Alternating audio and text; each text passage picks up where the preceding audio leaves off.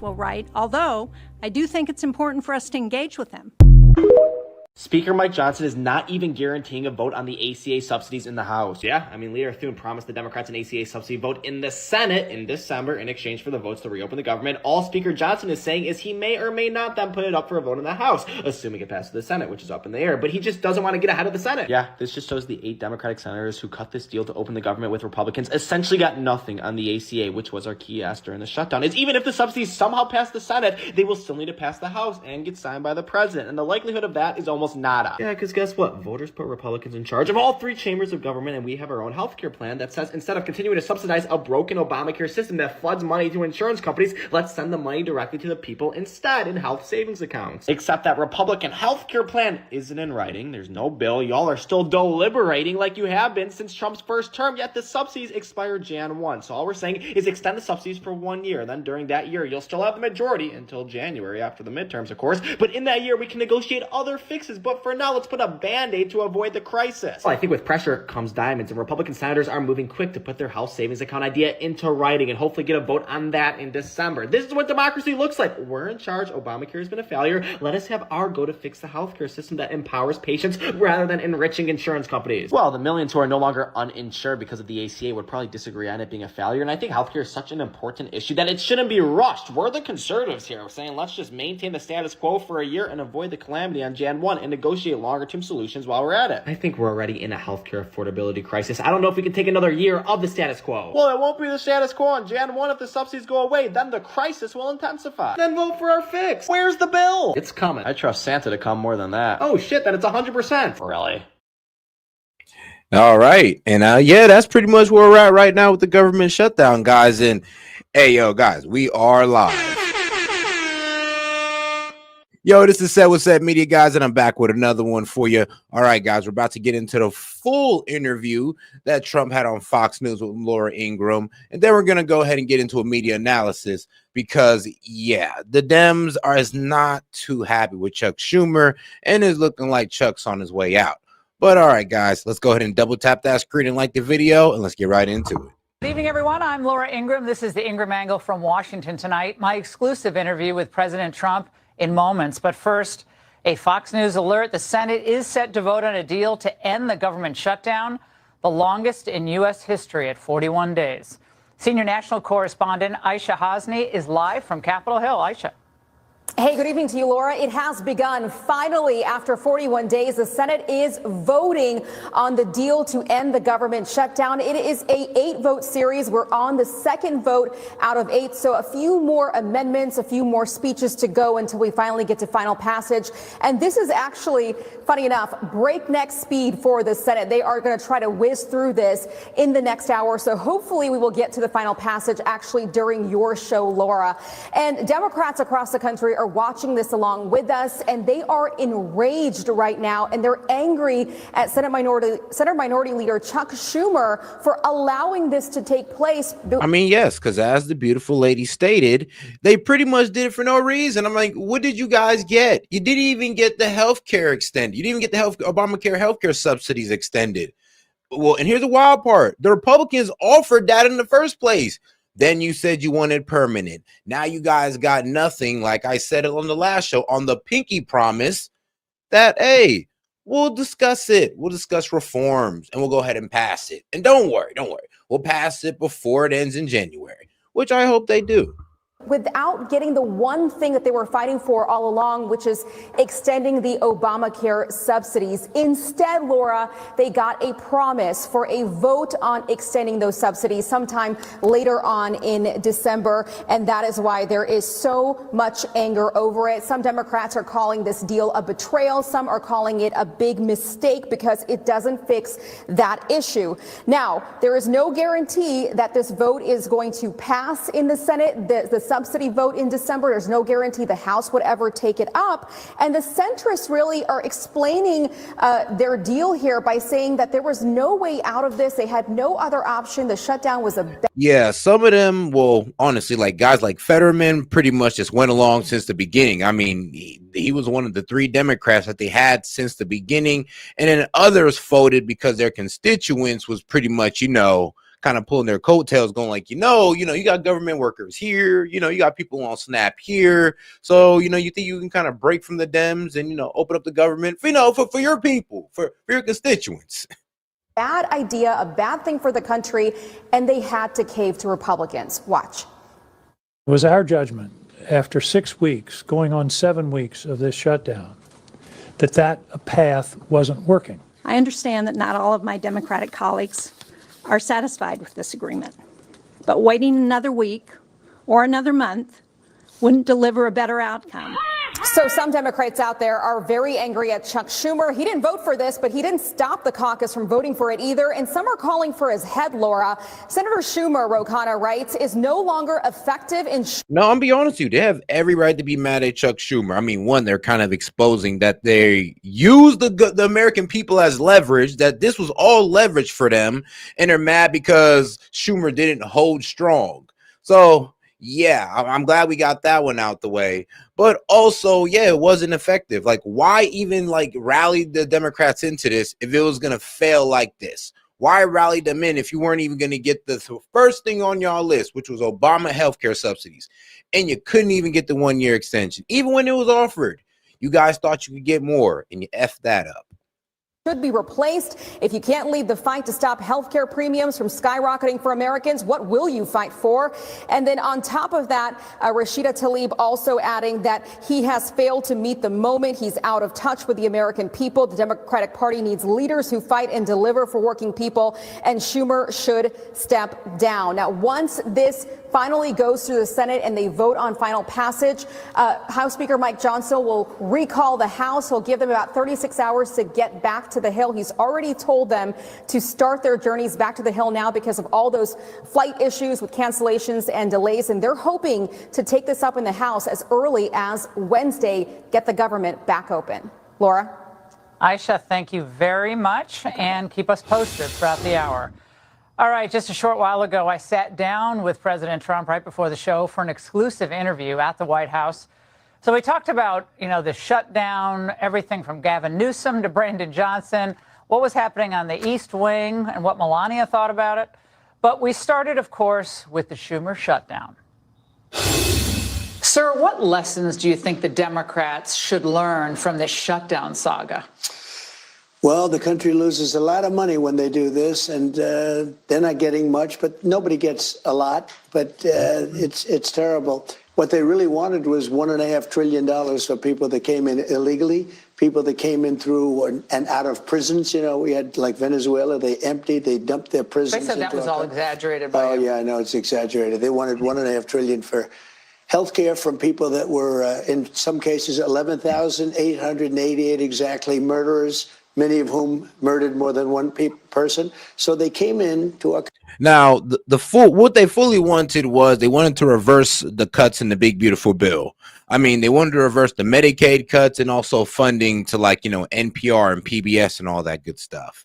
So, and some of the Doge cuts as well. So that's where we're getting that 1.5 trillion from. But also they wanted that extension of the Obama healthcare subsidies, and the Republicans offered it. They offered a 1-year extension, but like I said, the Dems kind of, I guess they overreached, and they said no, we want it permanent. And then the Republicans told them hell no. And guess what? Here we are with them getting nothing at all. But hey, they opened up the government though. Country, they poured after dragging the American people out for 40 days and 40 nights into our country, and they want to take care. And we're trying to get them out because we don't want 11,000 murderers in our country. You don't want it. Nobody wants it. And we have drug dealers and we have everything else that they want to make sure they get good health care. That's not what our country is about. And it would have hurt other people's health care. On Obamacare, you raised several times during this shutdown debate that it's clear that this was never... Hey, and shout out to my man Kingen. He's been going off with the jewels right now. Hey, my man made a list. I'm going to see him. I'm going to go ahead and try to count that one up. Going to work without these massive subsidies. Now they wanted to continue the COVID subsidies. So given the fact that Obamacare really can't survive as they thought without these subsidies, what next? Well, I watched Obama from when this thing came about. As you know, I opposed it very strongly. Unfortunately, we had a couple of negative votes, which should never have happened. But I said it's going to be a disaster, and I was exactly right. The premiums have gone up like rocket ships, and I'm not just talking about recently. I'm talking about for years they've been going up. And he said premiums will go down, everything will be wonderful. It's horrible health insurance at a very high price. And what I want, and probably what you're alluding to, is the fact that I want, instead of going to the insurance companies, I want the money to go into an account for people where the people buy their own health insurance. It's so good. I mean, here's the thing with Obamacare. I mean, you'll get your health insurance. The problem is those healthcare premiums has been steady going up, and well, healthcare corporation, the pharmaceutical companies have only seen bigger profits and bigger gains in their stock portfolio, or just their stock overall. So yeah, Obamacare is not really benefiting the people, but it sure as hell is benefiting, the billionaires that the Democrats say they hate so much. It sure as hell is benefiting them. I'll tell you that right now. Insurance will be better. It'll cost less. Everybody's going to be happy. They're going to feel like entrepreneurs. They're actually able to go out and negotiate their own health insurance. And they can use it only for that reason. That's the beauty, only for that purpose. And if we did that, that would be so exciting. Call it Trump care, call it whatever you want to call it, but anything but Obamacare. Obamacare is a disaster, just like he was as a president. How do Republicans avoid this shutdown saga from reoccurring on January 30th when this deal ends? Well, we're trying to put in a bill, as you know, the bill or a bill, that you can never do that again. You can't just shut down the government because you're trying to renegotiate a deal that you didn't. Don't forget, when we passed the great big beautiful bill, which gives you tremendous middle income tax benefits and it gives so much to everybody. Think of it, no tax on tips, no tax on Social Security, and no tax, very importantly, on overtime. If you work overtime, you don't have to pay tax. So many other things. It gives you a deduction if you buy a car, you borrow money, you put a loan on a car, you're allowed to deduct the interest. That's never happened in our country before. That's always been for the richer people. They're allowed to take deductions. Now you can deduct interest on a car. So we have tremendous goodies in there. They like to try and disparage it. Oh, it's the greatest bill ever passed in the history of our country. That's why we did it all in one. It's 4 years worth of goodies, and it's largely for jobs and for the middle class and for security. But the Democrats clearly wanted to renegotiate this and hold the country hostage, did it not? Yeah, they wanted to renegotiate mostly Medicaid cuts. Medicaid cuts and the Obama healthcare subsidies, which, like I said, they did not get neither. And yes, as far as Trump's big, beautiful bill goes, it does provide a lot of tax benefits for both the rich and middle class and the poor as well. So for you guys that want to cry about tax breaks for the rich, hey, you got them too, okay? So stop crying about it. They didn't get what they wanted in the great big beautiful bill. And so what they tried to do is renegotiate it at a time where they hold the country hostage. One of the big problems for the country I encountered on Saturday coming back from Florida to D.C. with the airports.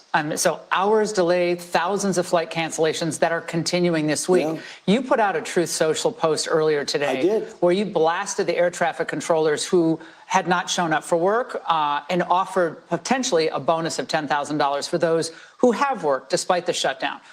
Are you worried that given the fact that we have a deficit of air traffic controllers still, I know we're trying to change that might be a difficult No, we don't position? have much of a deficit, and we have a lot of people want the job.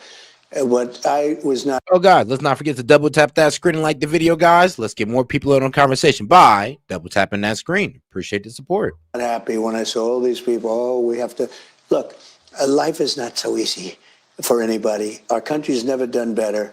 We should not have had people leaving their jobs. And what I basically did is say the ones that stayed, of which there were a lot of them, I'm sending them a $10,000 bonus. Where's that money coming from? I don't know. I'll get it from someplace. I always get the money from someplace regardless. It doesn't matter. I do a lot of bonuses for people because it's really something that, it's like the American way when you think about it. So here's somebody that goes and shows up every single day. Some of them showed up early because they knew there was going to be a problem. Those people should be rewarded. Others, we can't make it. We can't. A lot of the people that showed up also had a second job. They took a second job temporarily. But they all know the money's coming, and the money was coming. So I want to reward the people that showed up without a lot of nonsense, without a lot of talk. They did their job, and in many cases, they worked longer hours to get us through this period. When can we expect the flights to resume more or less on better schedules? Well, I've heard a lot of people say, in fact, on your show 2 nights ago, somebody said, I just took a plane. I got better service than I got in the past. Now, maybe because a little bit fewer people are There are traveling. a lot of delays now, sir. But a lot of people, but a lot of people are getting through. I mean, the way it's going right now, I mean, the duplicity of those airlines, man, the duplicity of them. So, yes, they're still allowing people to buy the tickets, pull up, and then drag them out, delay until final cancellation instead of just telling you that you're canceled outright or just not even selling the ticket. But, they can't do that. I mean, they just can't stop their sales. So they just rather drag out the consumer and, make them kind of deal with it. I know, right? Imagine just buying it and imagine buying a plane ticket and the airline just knowing that they're going to drag you out for about 6 hours just to tell you that your flight canceled. I mean, damn, that's actually pretty tough. I would be in there just, emotional damage. with a whole lot of emotional damage. I think the people are going to start showing up. I was very strong on that truth. I said, now you get to work. Did you remember the air traffic control firing of Reagan in 1983, Yeah, I believe it was? One of the highlights of his life. You want to know the truth? He fired them because they didn't show up to work, and he never let them come back. The economy was listed as a top concern. I know you know this for voters in New Jersey, New York, Virginia. I know you've been all over the affordability issue today and for the last several months. Eggs, gas, a dinner cost for Thanksgiving way down. But other things, as you noted, have gone up. Beef, coffee, they're going to come auto down very repairs. shortly. Is this a voter perception issue of the economy? Or is there more that needs to be done by Republicans on Capitol Hill or done in terms of policy? More than anything else, it's a con job by the Democrats. They're saying, they just have to say, they put out something, say today costs are up. They feed it to the anchors of ABC, CBS, and NBC, and a lot of other, and CNN, and et cetera.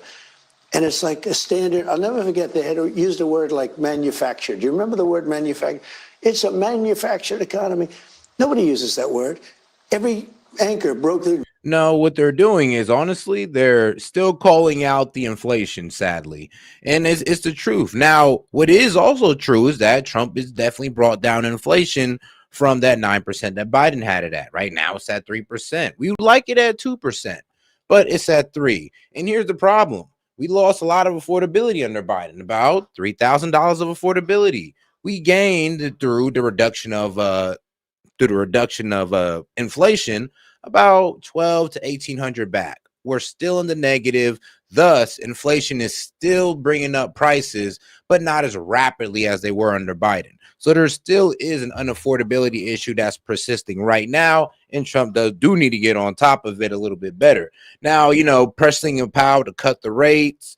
He needs to start bragging more about these groundbreakings at the factories and data centers. He needs to start bragging about those and showing the American people that jobs are being brought back and you are working on affordability.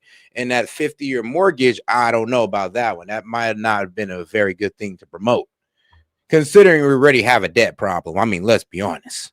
Manufactured. They do exactly what they say. It's such a rigged system. So are you ready? Costs are way down. Gasoline is going to be hitting $2 pretty soon, or around $2. Gasoline is at $2.70 now, and it was at $4.50 under Biden, under Sleepy Joe. When gasoline comes down, when energy comes down, and everybody agrees energy is down, we're drilled, drill, baby, drill. We're going like wild. We produce more gasoline, oil and gas in the last month than we ever have before, by far. And we're going to also end up filling up the national strategic reserves, which were taken out by Biden in order to try and win an election. Didn't work out too well. They tapped in. That's supposed to be for war, for national emergency, not to get. So are you saying that voters are misperceiving how they feel, or? So when I took over, you remember? Because you said Biden did that too, because he was saying things were great, but things weren't great. It's synonymous, Biden and Kamala, because you didn't know who the hell was campaigning. I mean, it got to a point. So I was up by 20 points on Biden or some crazy number. And they said, all right, let's get him out. We'll put a new one. This never happened to anybody. All of a sudden, I have somebody new. And they had the 6-week honeymoon, which was standard in the world of politics. You get a little honeymoon. And she had her little honeymoon, but then eventually people got to know her, too. And then they had the 60 Minutes catastrophe where they, changed her answer Housing costs are still out of reach, and another thing that your administration is trying to tackle. Yeah. Many Americans, the average age of first-time home buyers are now up to age 40, which is sad. The country you and I But grew up I in. inherited that. Look, you have to understand. Right, but let me get to the question though, because you're Yeah, like, come on. I mean, Trump, we do understand you inherited it, but there is some things you could be doing. I don't know, like increasing lumber supply, finding a way to stop making concrete so damn expensive, bringing down the cost of concrete, and then, creating an initiative to start building more houses, pull BlackRock to the side, shake them up and tell them stop buying so much damn houses. Those things will work. I think that would work. housing director has proposed something that has enraged your MAGA friends, which is this 50-year mortgage idea. So a significant MAGA backlash, calling it a giveaway to the banks and simply prolonging the time it would take for Americans. Yeah, because Lord knows the bank gonna make their money because they're gonna take the damn home. But I mean, are you gonna be able to pay off that 50-year mortgage unless you're like, I'm gonna be real with you, unless that's gonna be used for profit, you're gonna be renting it out. I mean, that's the only way I see it working, renting it out for maybe 50 years, or maybe you do the duplex finesse. But if you ain't doing that and you trying to do this for the family, yeah, I'm not sure this is going to be the best thing for Americans. To own a home outright. Is that really a good idea? It's not even a big deal. I mean, you go from 40 to 50 years, and what it means is 50, you pay something less from 30. That some people had a 40, and then now they have a 50. All it means is you pay less per month. You pay it over a longer period of time. It's not like a big factor. It might help a little bit. But the problem was that Biden did this. He increased the interest rates. And I have a lousy Fed person who's going to be gone in a few months, fortunately. I have a guy too late. Jerome Powell, we call him too late. He was too late in everything, except when it came to before the so-called Democrat election, which didn't work. But we're going to get interest rates down. But even with interest rates up, the economy is the strongest it's ever been. You asked me, just to go back to the beginning of your question, you talked about prices. We're down on energy. We're down on interest rate. Interest rates are down despite the Fed. Now, if we had a normal person at the Fed, would have really low interest rates, and we will soon have that. We'll have somebody that's. And why are people saying they're anxious about the economy? Why are they saying that? I don't know that they are saying. I think polls are fake. We have the greatest economy. Well, honestly, if I was Trump, I'd answer that a little bit better with, well, we're still digging ourselves out of a hole. I mean, we used to be deeper in the hole. We used to be 10 feet deep. Now we're 5 feet deep. I mean, hooray, we're closer to, digging ourselves out, but we're still in the hole. So that's the best way to explain what's going on right now with the economy and affordable. Well, honestly, not the economy. Economy is doing honestly well. Like, businesses are making money. The stock market's doing good. GDP went up 3%. So as far as the economy goes, we're not heading anywhere near towards a recession. But as affordability goes, yeah, we're still in the hole when it comes to that. And I mean, due to crazy inflation. We've ever had. We have. Is what it is. We will have over $20 trillion come into our economy, and it's largely because of my election, but it's also largely because of tariffs. Even the tariff thing, it's such a disgrace. I'm watching them saying, well, no money would have to be paid back because it's not that much. It's trillions and trillions of dollars would have to be paid back. If the Supreme Court rules against the tariffs. It would be a disaster for our country. Now, will I do something? I'll figure something out because I do. That's what I do in life. I figure things out. But it's so. President Xi was willing to do the rare earth thing, that's magnets. Now, nobody knows what a magnet is. If you don't have a magnet, you don't make a car. You don't make a computer. You don't make televisions and radio. And so what Trump is explaining is, well, he's trying to explain is China's plan to control rare earth mineral magnets around the world. So we get our magnets from other countries as well. Now, what China wanted to do was limit their exports and also make other countries limit their exports as well, thus sabotaging, well, honestly, our supply, which we'd have limited supply or less supply, which would drive up prices. And guess what? We wouldn't really know too much about it because it was all a secret plan. And the countries that China was sending these threatening letters to, well, some of them came up and spoke up. Otherwise, we'd have all just been blaming Trump's tariffs, right? Right. And all the other things. You don't make anything. It's. Oh, guys, make sure to double tap that screen and like the video, guys. Let's get more people on a conversation by double tapping that screen. 30-year effort to monopolize a very important thing. Now, within 2 years, we'll have magnets, all the magnets we want, but we don't. Because of tariffs, I called. I said, listen, here's the story. You're going to play the magnet. I'm going to play the tariff on you. And for national security purposes, I raised the tariff by 100% over and above what they were paying, which was 55. So he was at 155%. Within 10 minutes, I got a call. We'd like to meet. And we settled it out. And we made a wonderful deal, great deal for our country. But we made a great deal. We would have had a closed country. We would have had a depression. The whole world would have had a depression. Doesn't it show us that we're too dependent on China? It's not just on rare earths, sir. We're dependent on them for still pharmaceuticals, still key industrial components. The Journal did a huge piece, and they're fairly pro-China. But and I mean, Trump is right. They are coming back because due to the fact that he put tariffs on 100% tariff on pharmaceuticals, he put 100% tariff on chips and semiconductors, and just because of those two alone, that's bringing manufacturing back. I mean, I think there's another sector Pacific tariff he also put on, but it's skipping my mind. Well, actually, wait, steel, of course, about 55% on steel. But a very it's all coming back, Laura, because of tariffs. I'm charging them tariffs of 100% and 150% for pharmaceuticals.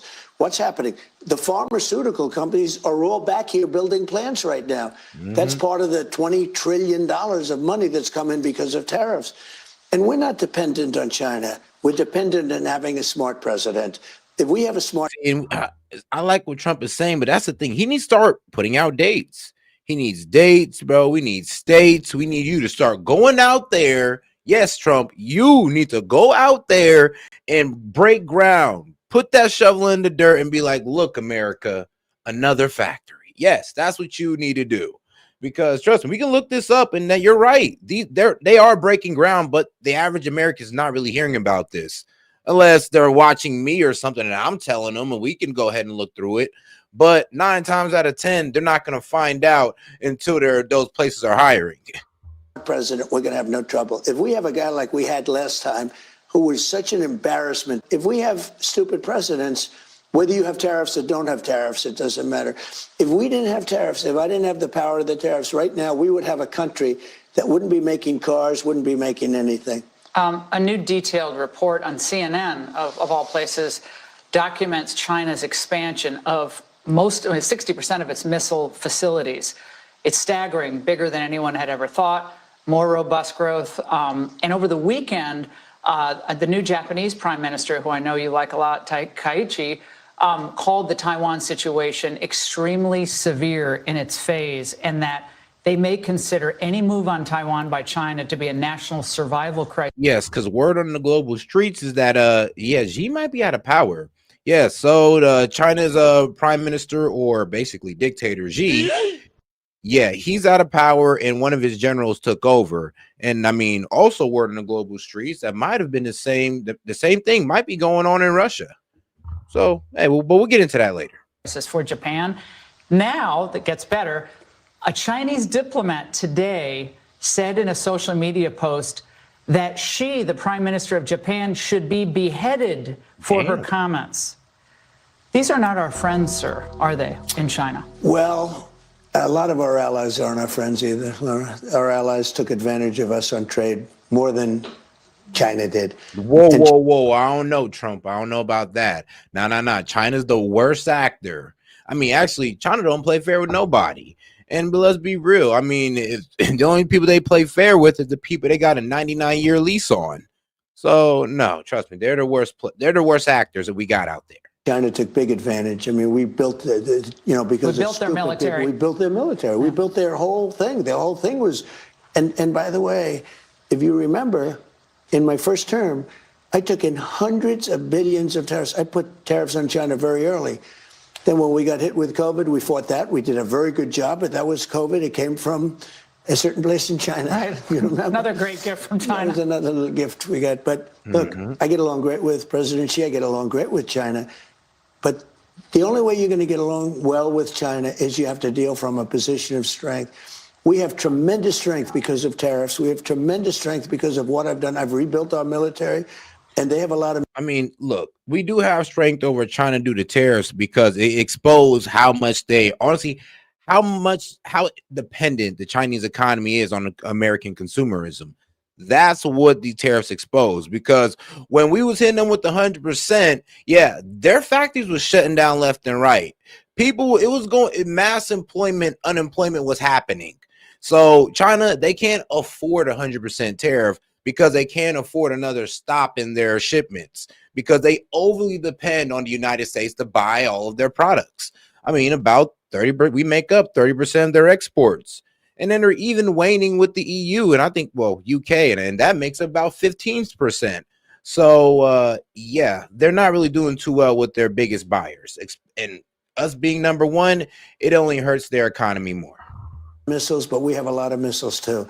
And they don't want to mess around with us, I can tell you that. A lot of MAGA folks are not thrilled about this idea of hundreds of thousands of foreign students in the United States.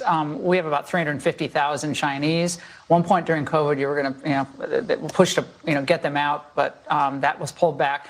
You've said as many as 600,000 Chinese students could come to the United States.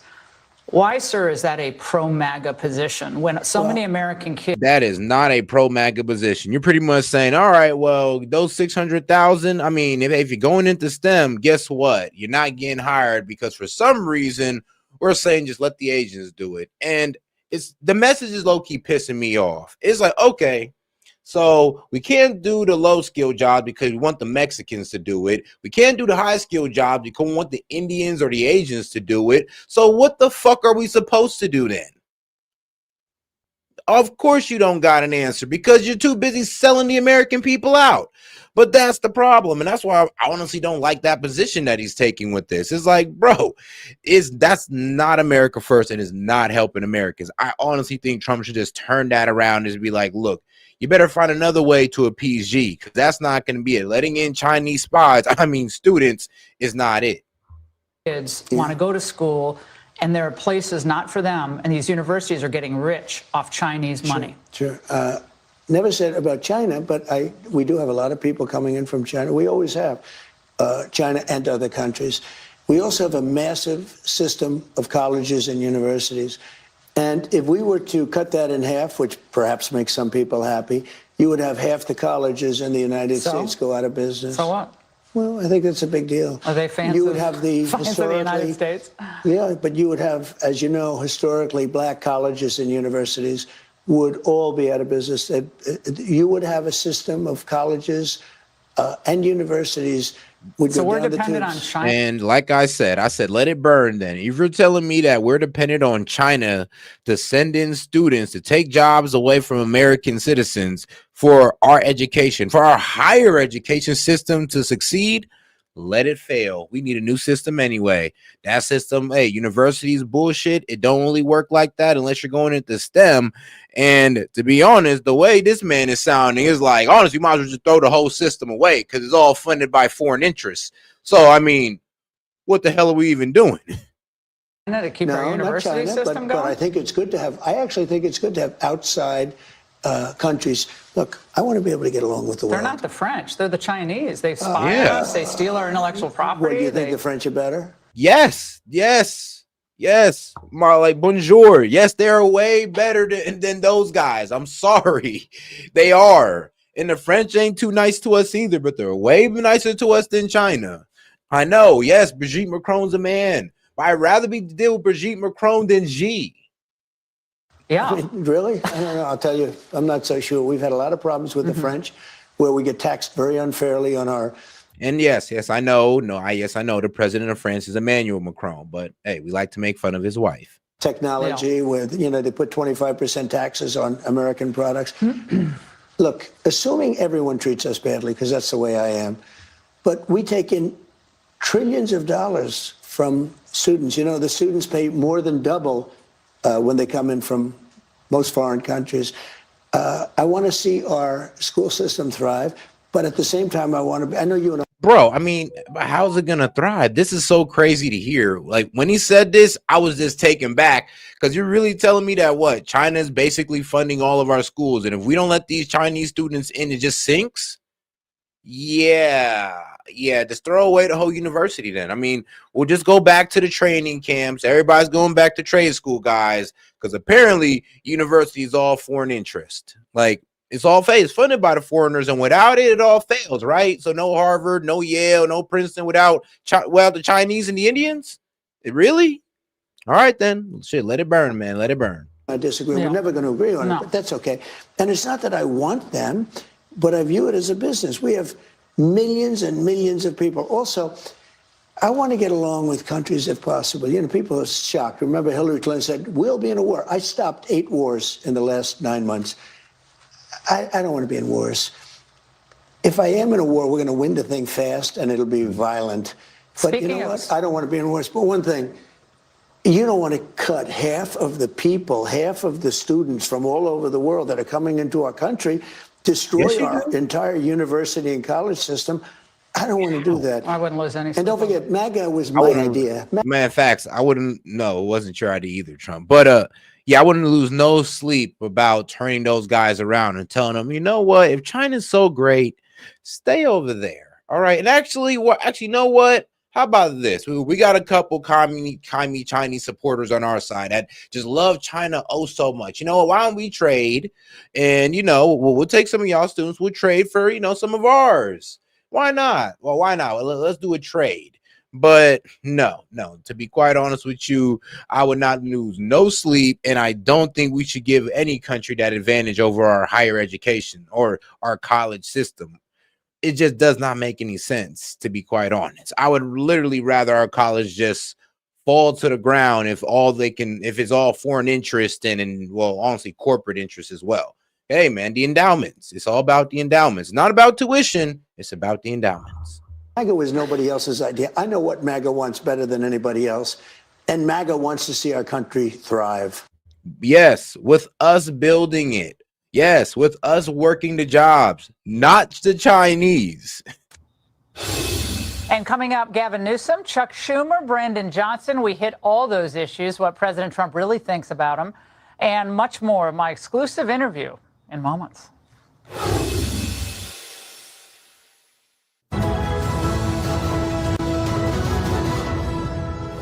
Now, more of my exclusive interview with President Trump. Gavin Newsom had a message, sir, for his fellow Democrats after this shutdown deal. Sounds like some of my colleagues and friends in the United States Senate, some of my Democratic colleagues just decided that we're playing by the old set of rules, not the new set of rules, and may have rolled over a little bit. Right now, we've got to hold the line because I think America will become unrecognizable in a year or two unless we fight back. He wants to fight harder, and he thinks the Democrats aren't fighting hard enough against you and, of course, the Republicans, Gavin Newsom. I mean, bro, we're tired of the Democrats doing this useless fighting. I mean, they dragged the American people for 40 days, and did not get a damn thing. I mean, they did all this crying with the no kings and all this good stuff. Nothing, no message really spread. They just got their feel-good situation. I mean, they won the little election of blue states, and we're just supposed to be oh so scared about that for some reason. But yeah, to be quite honest, the Dems, they're kind of losing ground with that one. And I think that they really just kept on the shutdown one to kind of hold together the base when it came to No Kings rally. Then they said, you know what? The No Kings rally turned out pretty well during the shutdown, and our base is still out there blaming the Republicans, even though we're the ones voting no. So let's run into the election and let's see what that does. And it actually helped out. It doubled their numbers in turnout in voting. Shoot, the governor's got more votes than Kamala Harris. So yeah, it does seem like this is more of a political strategy on the backs of the American people. I mean, I knew Gavin for 4 years. I got along great with him. But he's gone radical left, and, you know, he's building a train system from San Francisco to L.A. that's got about a 2,000 or 3,000% cost overrun. It's the worst thing I've never seen anything like it. I've seen cost overruns. I've never seen anything like that. If you take a look at what he's done, so they lost 25,000 houses. Do you know they haven't issued one building permit yet? So these people are trying to rebuild the houses. Malibu. But he did something. He did something even worse than that. He's now taking. I mean, that's the problem with most Dems. Most Dems, effective talkers, very effective talkers. I mean, but truly ineffective leaders. In a big section of Palisades or some area, And he's going to build low-income housing where they used to have luxury housing. He's going to put low-income housing in. His fire stuff is out of control. The forests are burning down all over the place. And honestly, I always liked him, but he's a horrible governor. He's a horrible governor. If he ran the country like that, we would have an absolutely gonzo country. This country would be gone. The fact is, if I weren't president, if Kamala got in, you wouldn't have, not only wouldn't you have $20 trillion coming in, you would have money leaving, and your welfare system. Take a look at some of the welfare things that we're talking about. They've doubled, tripled, and quadrupled since I left office. SNAP benefits have well, SNAP has gone from like $7 billion to many times $7 billion. And, you know, people keep talking about SNAP. Right now it's about 8 to 9 billion. They added about 2 extra billion a month to SNAP. But SNAP is supposed to be if you're down and out, you really, really have. That's what the purpose of it. People are getting, they walk in and they get it automatically. It's many times what it should be. It's disgraceful. Can we change You wouldn't that? have been able, I'll tell you what, this country would have been busted, 100% busted within 5 months into a new administration if I didn't win. Can we reform SNAP Yeah, and these I think we can benefits so they're reform it. used I for the think I people who should. really need them? It's meant for people. And you know what it does is it really puts the country at jeopardy. People that need it have to get it. I'm all for it. But people that are able-bodied can do a job. They leave their job because they figure they can pick this up. It's easier. That's not the purpose of it. So knives are out, it looks like, for Chuck Schumer. Ro Khanna is already calling for him to be replaced. What message do you have for Schumer tonight? Well, I think he made a mistake in going too far. Going too far? How? Well, he just went too far. He thought he could break. Yeah, he definitely went too far and he overplayed his hand. I mean, look, when he shut down the government, it was already a petty reason already. And the argument didn't really make too much sense. They were talking about, like, what was it? Obama healthcare subsidies that didn't end until December, and they're really closing down the government in September over this. It was like, all right, well, don't you think it's a bit too soon to bring this up? Don't you think we could have, kept the government open, let the people get their benefits, let the holidays persist, and then we could talk about this, healthcare reforms? But they didn't want healthcare reforms. They wanted to go with the status quo and to go ahead and funding these healthcare corporations and pharmaceutical companies. Why? Because it's Obamacare, and I guess Obamacare is their golden child, and they didn't want to give it up. The Republicans broke him. But he did think that we have good policy, they have bad policy. And there's something, I don't know if it's Trump derangement or are they just crazed. They're like crazed lunatics. But, we have just great policy. We have good people. They have some good people, too. I know a lot of Democrats. They're not all crazy. They're not all. But you have some that are absolutely terrible. I look at this Crockett. This is a very low IQ person. And I look at somebody that comes from Somalia, where they don't have anything. They don't have police, they don't have military, they don't have anything. All they have is crime. And she comes in and tells us how to run our country. The Constitution says this, the Constitution. The whole thing is crazy. I feel badly because I've known Chuck Schumer. I knew him when he was a person who loved Israel, and now he's a Palestinian. He's become a Palestinian. And it's amazing. I've never seen a politician change so much. Also, he doesn't have, he was a pretty talented guy.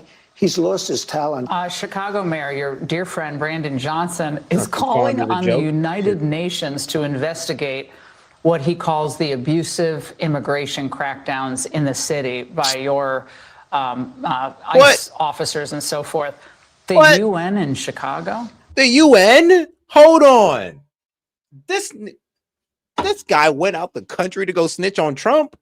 Bro, what? That's crazy. This man does not want to follow the immigration policy. He doesn't want to allow ICE to do their job so bad that he's like, you know what? Nobody in America can stop Trump. So let's just go outside of America. Let's go to the United Nations. Really, bro? I ain't gonna lie, bro. That is pathetic. Like, oh my goodness. What the hell the UN gonna do? What they gonna do? Bro, come on. It's the UN. You think they're gonna do anything to us in America? Do anything to stop Trump? They're not even part of our government, to be honest. What is your message to him? Well, look, number one, he's got a 4% approval rating. You have people in Chicago, beautiful black women wearing a MAGA hat, red MAGA hat. Please come, Mr. Trump, President. They call me President. They call me Mr. They can call me whatever they want. Please come, President Trump. Please come to. They're begging us to come. He's very relaxed in this interview, wasn't he? Coming up, more of our exclusive interview with President Trump. What did he really mean when he said that he wasn't sure he would get into heaven? Find out next. Back now with more of my exclusive sit-down with President Trump. He reacted to all the attacks on the ballroom construction. I also asked him a very important question about his faith. Michelle Obama had something to say about the ballroom and the new ballroom. During an event to promote her new book, she said, when we talk about the East Wing, it's the heart of the work. And to denigrate it, to tear it down, to pretend like it doesn't matter, it's a reflection of how you think of that role.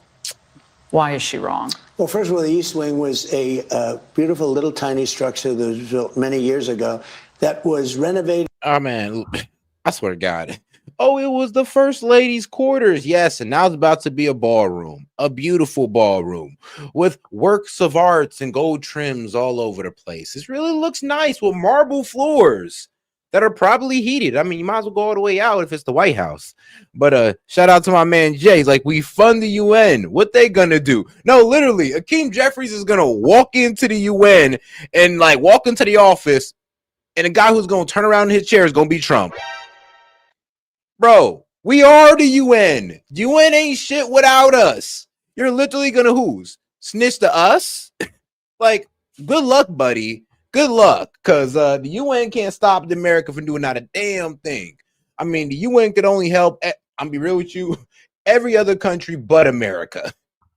And expanded and disbanded and columns ripped out. And it had. Well, hold on. Well, let me backtrack that a little bit.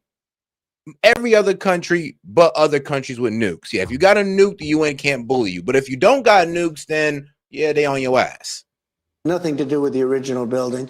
It was a poor, sad site. Gotta be accurate with that. And I could have built the ballroom around it, but it would not have been. We're building one of the greatest ballrooms in the world. By the way, zero money spent by the government, zero. The East Wing is being spent by private donors, and it's a $250, $300 million building. It's going to be the most beautiful anywhere in the world. Oh, and shout out Jeff for starting us off. Appreciate the support, big dog. It'll be a large, beautiful. You know, they had an event the other day. They could hold, with tables, they could hold 79 people. Now, if you have President Xi from China, or if you have some big state event, we have no place to have it. You Not know just what they regular did? people. They put Just regular people invited. Oh, guys, let's get those likes up by double tapping that screen and liking the video. Oh, yeah. And let's make sure we go ahead and on the horizontal screen. I forgot to tell y'all can just go ahead and like the video regularly. And if you've got any questions, comments, jokes, or disagreements, $2 and up, I'll be happy to read it out loud and engage with it. All right, guys, let's get right into it. Obama wouldn't mind this. Mrs. Obama obviously wouldn't mind. They would put a tent on the lawn. It was a low section because that's the only section you have. So it was a low section. If it rained, you were sitting in 6 inches of water. It was a disaster. We're going to have the best ballroom anywhere in the world. And I built a lot of them. You know that. You know a lot of them. This will be one of the greatest ballrooms in the world. There was a report that Melania didn't love this idea. Is that true? She loved her little tiny office. But you know what? She's very smart. In about one day, if you would ask her now, she says it's great. But just so you understand, the East Wing sounds good, right? It sounds good. But the East Wing, that building was renovated 20 times, including adding a floor to the top, which was terrible. It was out of common brick, little tiny windows. It looked like hell. It had nothing to do with the original building. And I didn't want to sacrifice a great ballroom for an okay ballroom by leaving it right smack in the middle. In October, you were asked about ending wars, and you talked about that, and you said, I don't think there's anything that's going to get me into heaven. I think I'm not maybe heaven bound. A lot of Christians were sort of sad to hear that because Christ came to forgive our sins, if you believe that as Christians, and they open heaven to all of us. So don't you believe that? So the other day, the New York Times did a story and took that statement totally literally. When I made that statement, I was being funny sarcastic. You know, it's bad for a politician to be sarcastic. I said, I'm never going to make it to heaven. The big old hands. I don't think I can make it. I don't think I qualify, you know, etc. I was kidding. I was having fun. I don't know if I will or not. I don't know. But the Times did a story, a little guy named Peter Baker, who is the sycophant to Obama. You know, he wrote the Obama book, like Obama was a good president. He was one of the worst. Biden was the worst. Obama was top 3 or 4. But think of this. I make this statement, and the Times has a front page. Donald Trump is now questioning his life and his this and his that. I said to a group of people, a large group, I said, I ain't gonna lie, Trump set himself up for that one. I mean, like, come on, Trump. You know how the Dems think of you. They were like, you see, not even he believes he's going to heaven. How could you vote for a man who doesn't believe he's going to heaven? You're like, come on, Trump. You set the Dems up for that one. I don't know if I'm going to make it. I'm not so sure, but I'm going to fight to me, you know, et cetera, et cetera. I was having fun, and they made it like serious. It was funny. The thing I thought I learned, but I forgot about it, I guess, when I made this little, is you can't be sarcastic as a politician or have fun. But I don't regret it. I don't regret it. All right, coming up, our panel reacts to this interview I did with President Trump. Plus, we're going to give you a sneak peek of what President Trump showed me outside of the Oval Office.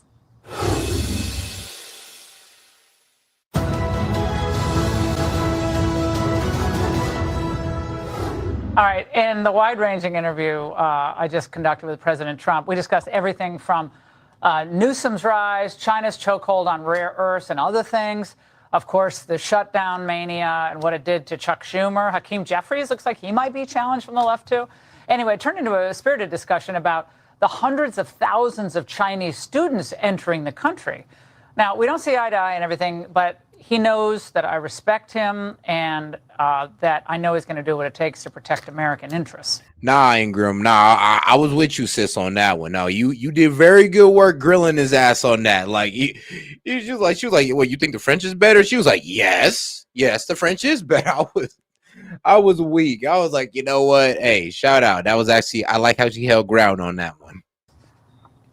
They get along great with China, but the only way you're going to get along well with China is you have to deal from a position of strength. We have tremendous strength because of tariffs. We have tremendous strength because of what I've done. I've rebuilt our military, and they have a lot of missiles, but we have a lot of missiles too, and they don't want to mess around with us.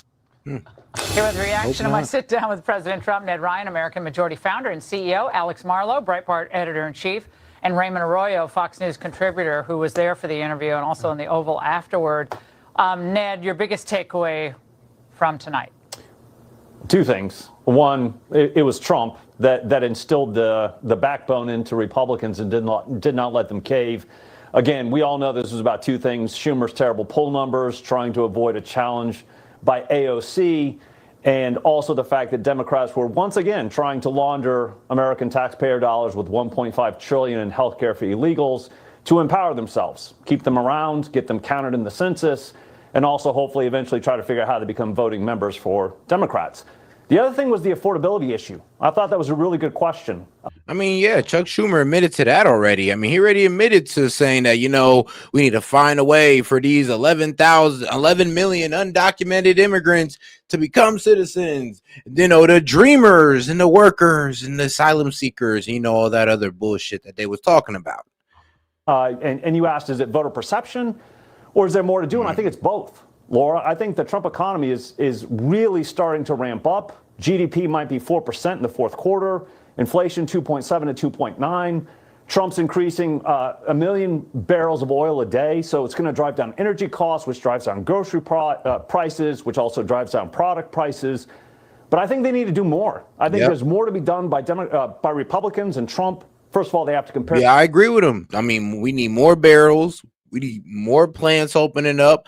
I mean, he needs to focus more on the homeland and start trying to, I don't know, if he can, try to expedite the process.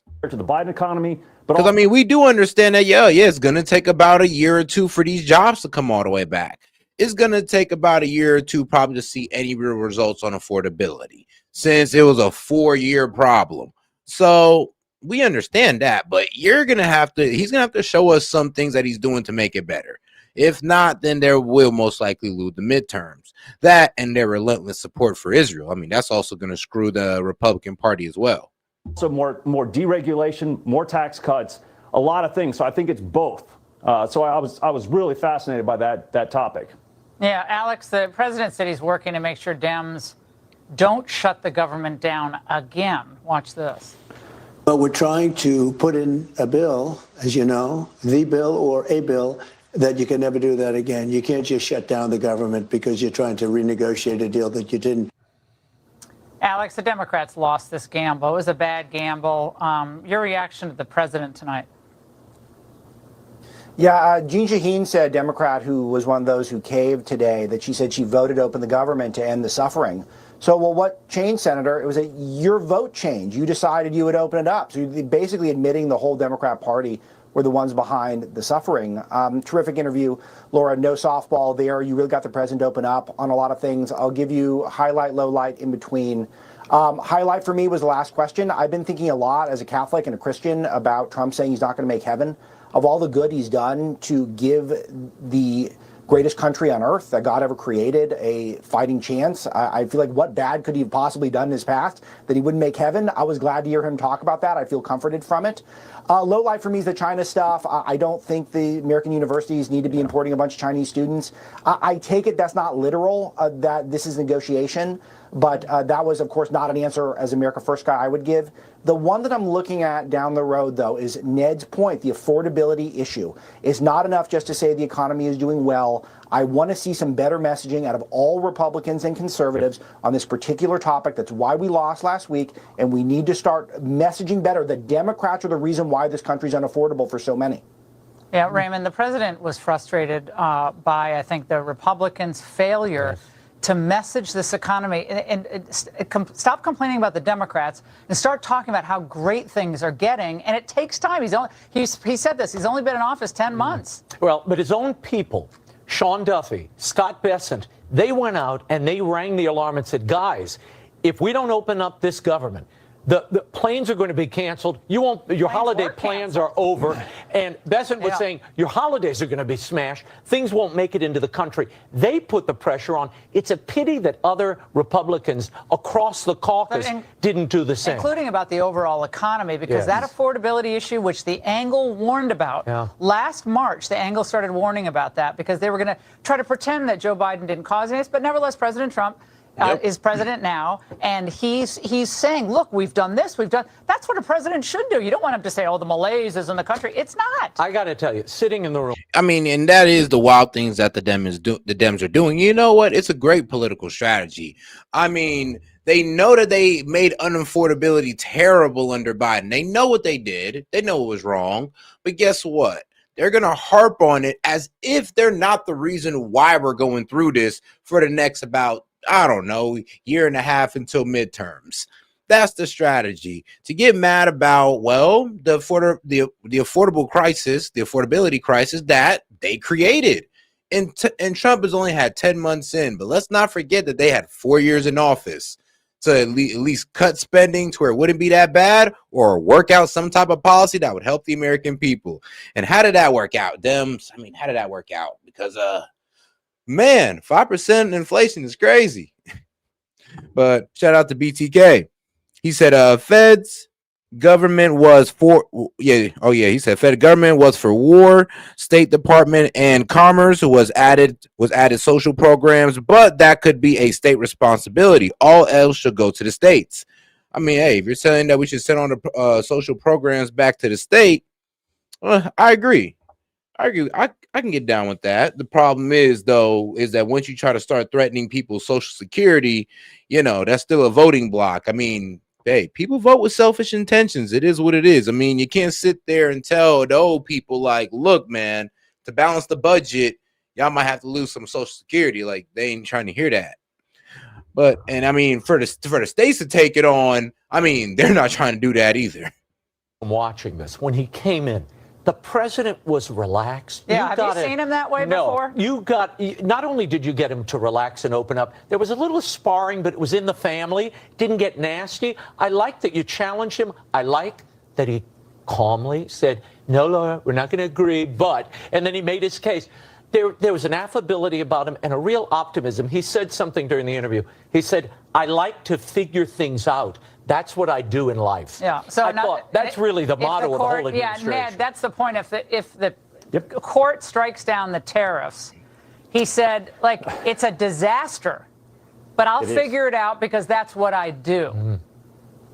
He will. But I also think he's got very firm footing with the Trade Act from 1962 and 1974. There are multiple sections in both of those trade acts that give the president the right to do tariffs, to explore and deal with unfair trade practices, which, again, is what Trump is trying to do. So if for some reason SCOTUS... And like, guys, hold on now. There's some guys in the chat that are a bit delusional, because if you cannot sit there and admit that the affordability crisis is because of Biden's crazy inflation, and you just want to pretend like that has nothing to do with why prices are still rising now, is absolutely insane.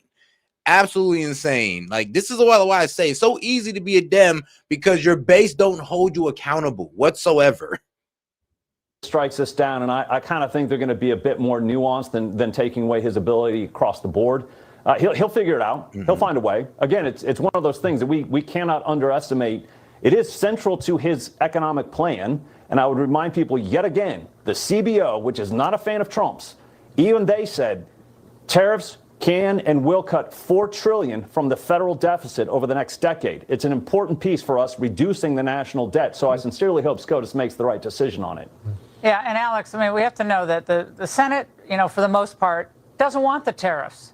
They're not for the tariffs. So Trump he's dealing with a Republican Party that's not all MAGA. It's not all pro-tariffs. Everyone knows I love the tariffs. But they don't like the tariffs. They're getting heat from businesses about them, suppliers, getting component parts more expensive, et cetera, et cetera. But Trump is dedicated to this agenda, and it is paying off. But it's going to take a little bit of time. Next year, he thinks the economy, the first half of the economy especially, is going to go gangbusters. And a lot of other people agree with him on that. Laura, this is sort of... I mean, they're still trying to say that tariffs is inflationary and they're passed straight down to the consumer, when, depending on the industry and depending on the saturation of that market or the competitors in that market, most likely they either take it to the profit margin, overhead costs, or depending on how desperate the supplier is, the supplier will also cut their margins as well, or just lower their price. So when people say it's inflationary, that's wrong. Now, is there a price adjustment? Yes. Why? Because what was one of the main strategies of tariffs? Protecting your domestic industry. So that means if we got to make foreign products more expensive to entice buying of domestic products, then that's what it is. It's a price adjustment and not inflationary. I mean, inflationary is adding more money into the money supply. That's inflationary. Like, oh, what Biden did. Yes. So there you go. There's a lesson on inflation right there for you. A difference between inflation and a price adjustment. Sort of surreal that it could be the Supreme Court that could block this, because Trump was going up against both parties with this tariff narrative. You and I are completely simpatico on this, but we debated more Republicans more than even Democrats on this issue. Everyone said, from the Democrats to Republican economists, saying that this is going to be inflationary. It wasn't inflationary at all. It's creating money flowing into our treasury. Trump's got to be completely overjoyed, and to think a conservative Supreme Court could block it, that would be very, very disappointing and upsetting. Well, we decided to get into the sports issue with all the controversies. Watch this. This is a very big play, don't you think? I think they have to get a touchdown. Let's put it differently. They just have to get a touchdown. You can't equate sports with life. You have the triumph and you have the problems, and you got to get through the problems to hit the triumphs, and you can never quit. You can never give up. Obviously, that was from last night on Fox. I asked him a question we're going to play tomorrow night on the sports issue. But this shows, and Ned and Alex were referencing this, the creativity of Donald Trump, his improvisatory ability. What other politician could stand up there, take the microphone, play Terry Bradshaw in front of the whole country live, call plays, and then tie life to it and say, you know what? This is like the triumphs and the victories and the losses. Okay. Enough of the Trump glazing. But all right, now let's get over to, well, the right side of media, because hey man, Dems, it's gonna hurt y'all soul, but y'all gonna have to hold through it strong with us. And don't worry, we'll get to what CNN gotta say, because guess what? They're grilling you guys too. Well, really, they're grilling Schumer. Everybody's grilling Schumer for pretty much wasting everybody's time with this shutdown. Because like I said, y'all gained nothing at all. I don't know. Actually, you know what? I take that back. I mean, that honestly might have won y'all those elections, or at least why y'all had heavy turnout numbers.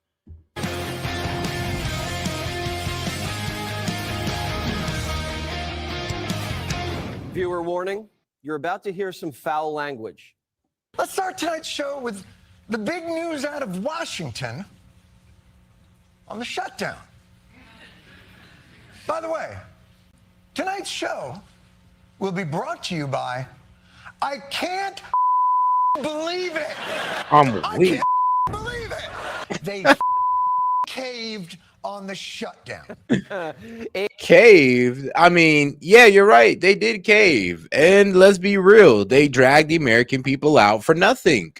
And I mean, the fact that even the political pundits are now coming out and admitting that, yeah, you guys caved. This was our leverage. You were supposed to make the American people suffer for healthcare subsidies for billionaires, pretty much.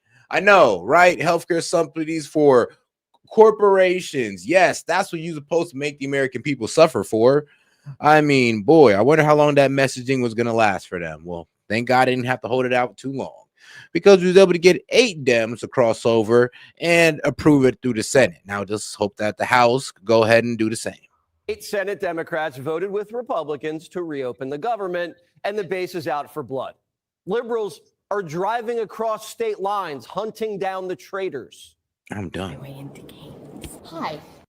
I spent about a couple hours trying to call this morning, and y'all didn't pick up. So then I drove an hour and a half to be here. Just put us through 5 weeks of suffering to just say, okay. Yep. That's fine. It was the most cowardly and weak move ever. Yep. He's a traitor, and people will die because of him. Hakeem's trying to calm everybody Yep. down, but That's what I'm saying. It's like, and I feel her.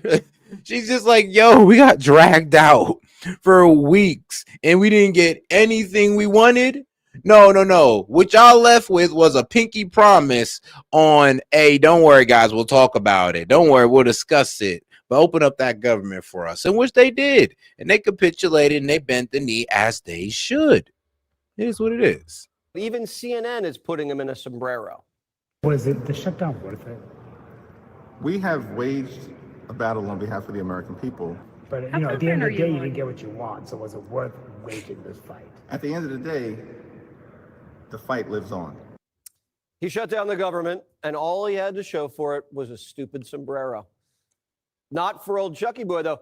They're throwing him in a wheelchair and rolling him right out the door. Yeah, he's cooked. Democrats drew a line in the sand. They said, we are not going over this. And today, after 41 days, they pulled out a shovel and a bucket, and they ate all that sand and got nothing for it. Isn't that great?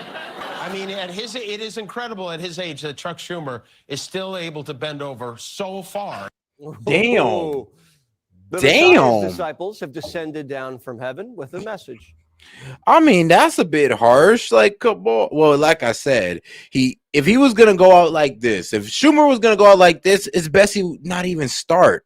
Like, why put all the American people under that suffering just not to get anything done? Your base was with you. They was blaming it on the Republicans wrongfully, talking about, oh, well, we're not getting our healthcare subsidies, and this is why everybody gotta suffer. Because Republicans control the House and the Senate. This is why they're the ones taking away our SNAP benefits, even though they're the ones voting yes to give us our SNAP benefits. But F Donald Trump. So it's the Republicans' fault. I mean, all the BS in the world we was hearing. And here we are, 40 days, 40 nights, and you guys ain't get a goddamn thing. Crazy. Chuck's not getting Me Too'd, but his time's up. I think he's been in trouble. I think he is in bigger trouble now. I think Senator Schumer's been there since 1982.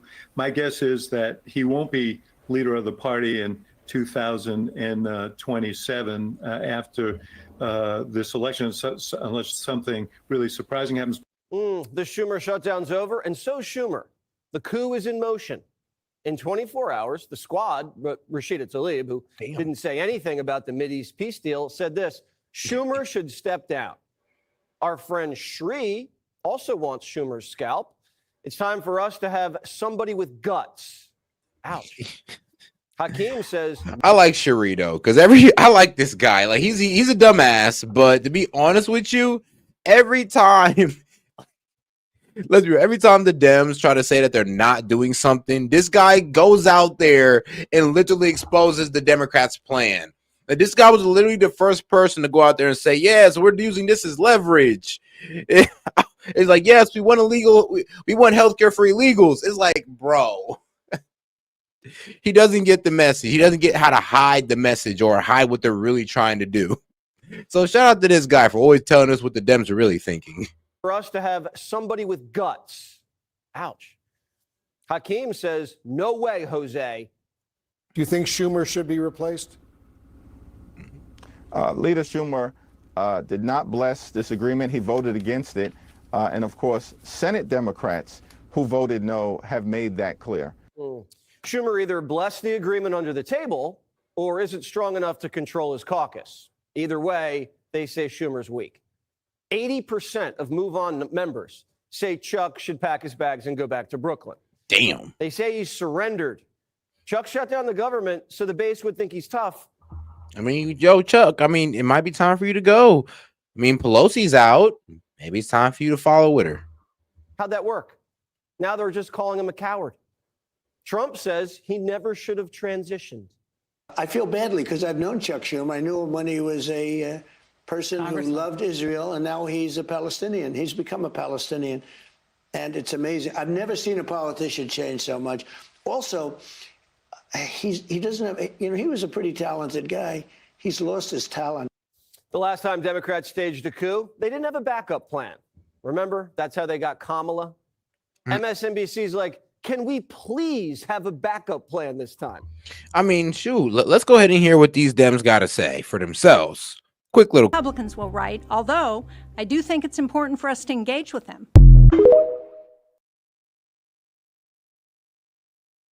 Yep, and that's where they stand right now. And those are the, well, I think they showed not all 8 of them, but those are about 4 of the 8 and what they had to say for themselves. And they kind of showed that, yes, this is something that they employed to drag the American people out for 40 days for Obamacare subsidies that, well, didn't really help healthcare, didn't really truly help healthcare. It was going to make it, well, not more expensive. But guess what? It was still going to go up by 18 and 30%. But I will admit, without it, it was going to double and triple.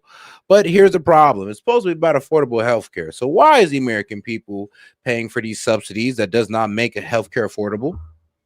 The people who are saying, oh, let's get rid of Chuck Schumer, I'm waiting for the name. They have yet to say, well, who's going to do it? Who do you have? Yeah. Who have you convinced? And who's going to do it better than Chuck Schumer? Democrats are like, you want the name? Here's a whole list. I like Chris Van Hollen. I like Chris Murphy. I like Elizabeth Warren. I mean, you know, there are others, but I think someone who has shown moral clarity, someone who gets this moment. They're going to replace Schumer with a fake Indian? Or the guy who had Margs with the Maryland dad? Yep. That's a much worse backup plan than Kamala. CNN says maybe something spicier. No. Bernie Sanders in a pantsuit. Look at Alexandria Ocasio-Cortez running way ahead. If she decides to challenge Chuck Schumer come 2028, she's got a real leg up on the competition. I dare say at this point she would be the favorite to beat him, which would be something that would just blow my mind, even just a few years ago, given that Chuck Schumer, of course, is a New York born bred. I'm going to be honest with you. Oh, God, bro. It's over. We're cooked. We're cooked. I mean, can you imagine AOC? Like, bro, and they win, bro. And they win the midterms, and not only is she the Democrat leader, but she's now the majority leader. Oh yeah, bro, we are cooked, bro. People are going to jail.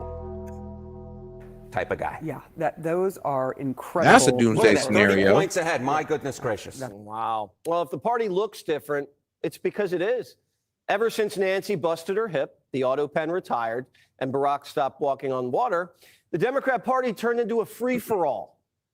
Who is running the show now in the Democratic Party, in the Senate, in the House?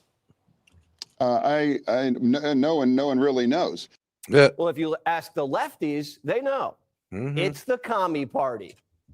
The capitulation of a few Senate Democrats is as backstabbing a betrayal as we will ever need to unite as a true Democratic Party and dismantle the leadership that put us in this position. I mean, damn, bro, like calm down a little bit. I don't know, bro. You might need a cigarette, a blunt or something. Like, I don't know, take a shot of whiskey because it is, damn, my man came out a little bit too intense. You can see the intensity. Like, it's almost as if my man's healthcare premiums has already went up, and it went up by like 5,000. Mom, Donnie, No, look, man, the energy's unmatched. The capitulation of a few Senate Democrats is as backstabbing a betrayal as we will ever need to unite as a true Democratic Party and dismantle the leadership that put us in this position. Mom Donnie has shown us the way. It is time to end the era of the feckless Democrat. Mom Donnie has shown us the way? They learned the wrong lesson from last. Hey, look, Dems, whatever you do, bro, not that guy. Okay, please, not whoever that guy is, bro. Keep him away from Senate Majority Leader. Or Senate Minority Leader, please. You know what? F it. We'll take ALC over that guy. Tuesday's election. The Bolsheviks didn't come to power just by slicing the head off the snake. They split the party in half and filled the ranks with communists. Bernie the Bolshevik wants a red revolution up and down the whole ballot. All right, come on now. Chuck Bolshevik Schumer is crazy. is part of the establishment. And I'm sorry to say that many people in the Democratic caucus are part of it. I would say we have 8 or 9 out of 47 people who I would consider to be progressives. The issue right now is doing primaries, getting people involved in the political process. So I think we need to take on the Democratic establishment all over this country. So according to my math, which isn't great, Bernie just said around 40 Democrats in the Senate, pretty much everyone in the Senate has got to go. They aren't woke enough. 40? They have to be primary. And in the House, hips could be on the chopping block. Kami Mandami's buddy, a New York City councilman who even the New York Times calls far left, is gearing up to primary Hakeem. But Fetterman, head of the Army wing, says over my dead. Oh wow, it's a complete turn on the on the leaders of the left, which was Chuck Schumer and Hakeem Jeffries. But due to the way this turned out and all the I'll be real with you, the very voluminous performance of Hakeem Jeffries, yeah, due to all that, it kind of makes them look stupid. It makes them look like they lack leadership. And I mean, Hakeem Jeffries had all the performance for mainstream media, but I guess he wasn't able to win over his own people. I mean, hey, look, all that performance on mainstream media, you should have probably did that in the Senate. You over here trying to convince the people. I mean, bruh, you probably should have tried to convince those 8 Democrats that came over onto the Republican side. And I mean, hey, I'm glad you didn't. I'm glad you were trying to be all out on mainstream media, trying to blame the Republicans for something that you guys are voting no on. But it is what it is. Body. I don't need a lecture from whether it's Bernie or the governor in California, because they are representing very deep blue kinds of populations, and a lot of those things were part of the extreme. I promise you, this isn't a political game. The Brooklyn Bolshevik is going to fight dirty. Anyone standing up against communism is a big, fat, corrupt money puppet. The division that we're seeing in the Democratic Party right now are those who get a whole lot of money from wealthy campaign contributors. They hire consultants. And I got to tell you, that consultant class is so far removed from reality. It's really quite pathetic. That's one wing of the Democratic Party. And there's the other wing. And that is what Mamdani did in New York. So while the commies are walking the old timers off the plank, there's a political cobra charming his way through the party. This is Congressman Sritanigar in Washington, D.C. I'm fighting for affordability, fighting for health care. You know, we're the richest nation in the world, but we don't have our people covered with health care. The Democrats are in shambles. Nancy's retiring, Schumer's on his last legs, and young communists are ascendant. A civil war is going to force Democrats to spend a fortune. Not only will they have to beat Republicans, they're going to have to beat far lefties in the primary. And these primaries are going to drag these normal Democrats hard left. So yes, while MAGAs, or I guess the Republicans, are over having a civil war between the America First agenda and the Israel First agenda, or the Zionist agenda, the Dems are having their own little civil war with the, I guess, the sensible Dems like Fetterman, and then the radical Dems like AOC and Jasmine Crockett. So yeah, everybody's having their own little inner turmoil going on right now. It is what it is. And when Republicans fought their civil war, MAGA won and the party grew. The Democrat Party is facing the same type of plight. You either die or you survive. I mean, look, we're going through our own little thing too. Let's not get it twisted. Now, I don't want us to take it all that serious. It's all started because of what? Tucker Carlson did an interview with Nick Fuentes, and what, Mark Levin started losing his goddamn mind. And then, bro, I ain't gonna lie, I like Mark Levin when it comes to his like commentary on Constitution and law and all that good stuff. But bro's a coward. He's a coward. I mean, Tucker texted him like a man, saying, "Look, I know we disagree, but let's have a debate." And Ted Cruz came out. Ted Cruz came outside. This guy, Levin, started crying, talking about, how dare you talk about my son, which Tucker never did. But Mark Levin's a coward until he debates Tucker Carlson. And want to know why I wanted to debate Tucker Carlson? Because I wanted Tucker Carlson to cook that man the same way he cooked Ted Cruz. And I mean, here's the thing. They're really mad at Tucker Carlson because he didn't give Nick Fuentes an adversarial interview. Okay, then you guys go do it. Oh, but we don't want to platform Nick Fuentes. Okay, then shut up. But all right, though, let's go ahead and get on to the next video. One of the Democrats who crumbled like a granola bar in your backpack is New Hampshire Senator and the Joker's proud aunt, Jeanne Shaheen. Democrats drew a line in the sand. They said, we are not going over this. And today, after 41 days, they pulled out a shovel and a bucket, and they ate all that sand and got nothing for it. Isn't that great? Wow, something amazing happened. By the way, Stephen Colbert is more conservative than you knew, according to him. Now, Chuck Schumer just put the country through the longest shutdown in American history, got zero in return. Instead, the radicals in his base are more emboldened than ever. The de facto leader of the Democratic Party is, in fact, socialist Bernie Sanders, who has been openly trashing Schumer in interview after interview after interview for days on end now. Take a look. Do you, at this point, have confidence in Chuck Schumer to lead the Democratic caucus? It's not Schumer. Look, it goes deeper than Schumer. It is no secret to anybody who follows these things that there is a division within the Democratic Party. Chuck represents the establishment wing, the corporate wing. Do you still have confidence in him as leader of the Senate? Look, Schumer and I have very fundamental disagreements about where the Democratic Party should be. And I am strongly supporting candidates for the Senate who are not part of the Democratic establishment or believe. I think the leadership, this is no great secret. It is my view that the leadership of the Democratic Party in many respects is way out of touch with where Democrats in general are, where many independents are, where the grassroots of America are. So you can argue, and I can make the case that Chuck Schumer has done a lot of bad things. But I think getting rid of him, who's going to replace him? Now, here's Bernie saying the quiet part out loud, that there is a movement underway all across the entire country where candidates just like Zoran, our friend, commie Marxist Mamdani, are now poised to take the reins all around the country. Take a look. What we have got to do is go above and beyond what happened yesterday, that terrible, terrible vote, and understand that, yes, you have parts of the Democratic establishment who are way, way out of touch with where the American people are or where we have got to go. And our job is to build a political movement. We are doing it with the 3 candidates for the Senate. I expect more to come with many candidates in the House, candidates all over this country running for local office. We're going to build that movement, grassroots movement, to do what Mamdani did in New York City, all over this country. All over this country. Bernie's right, but don't take his word for it. Here's the latest polling data, even from fake news CNN.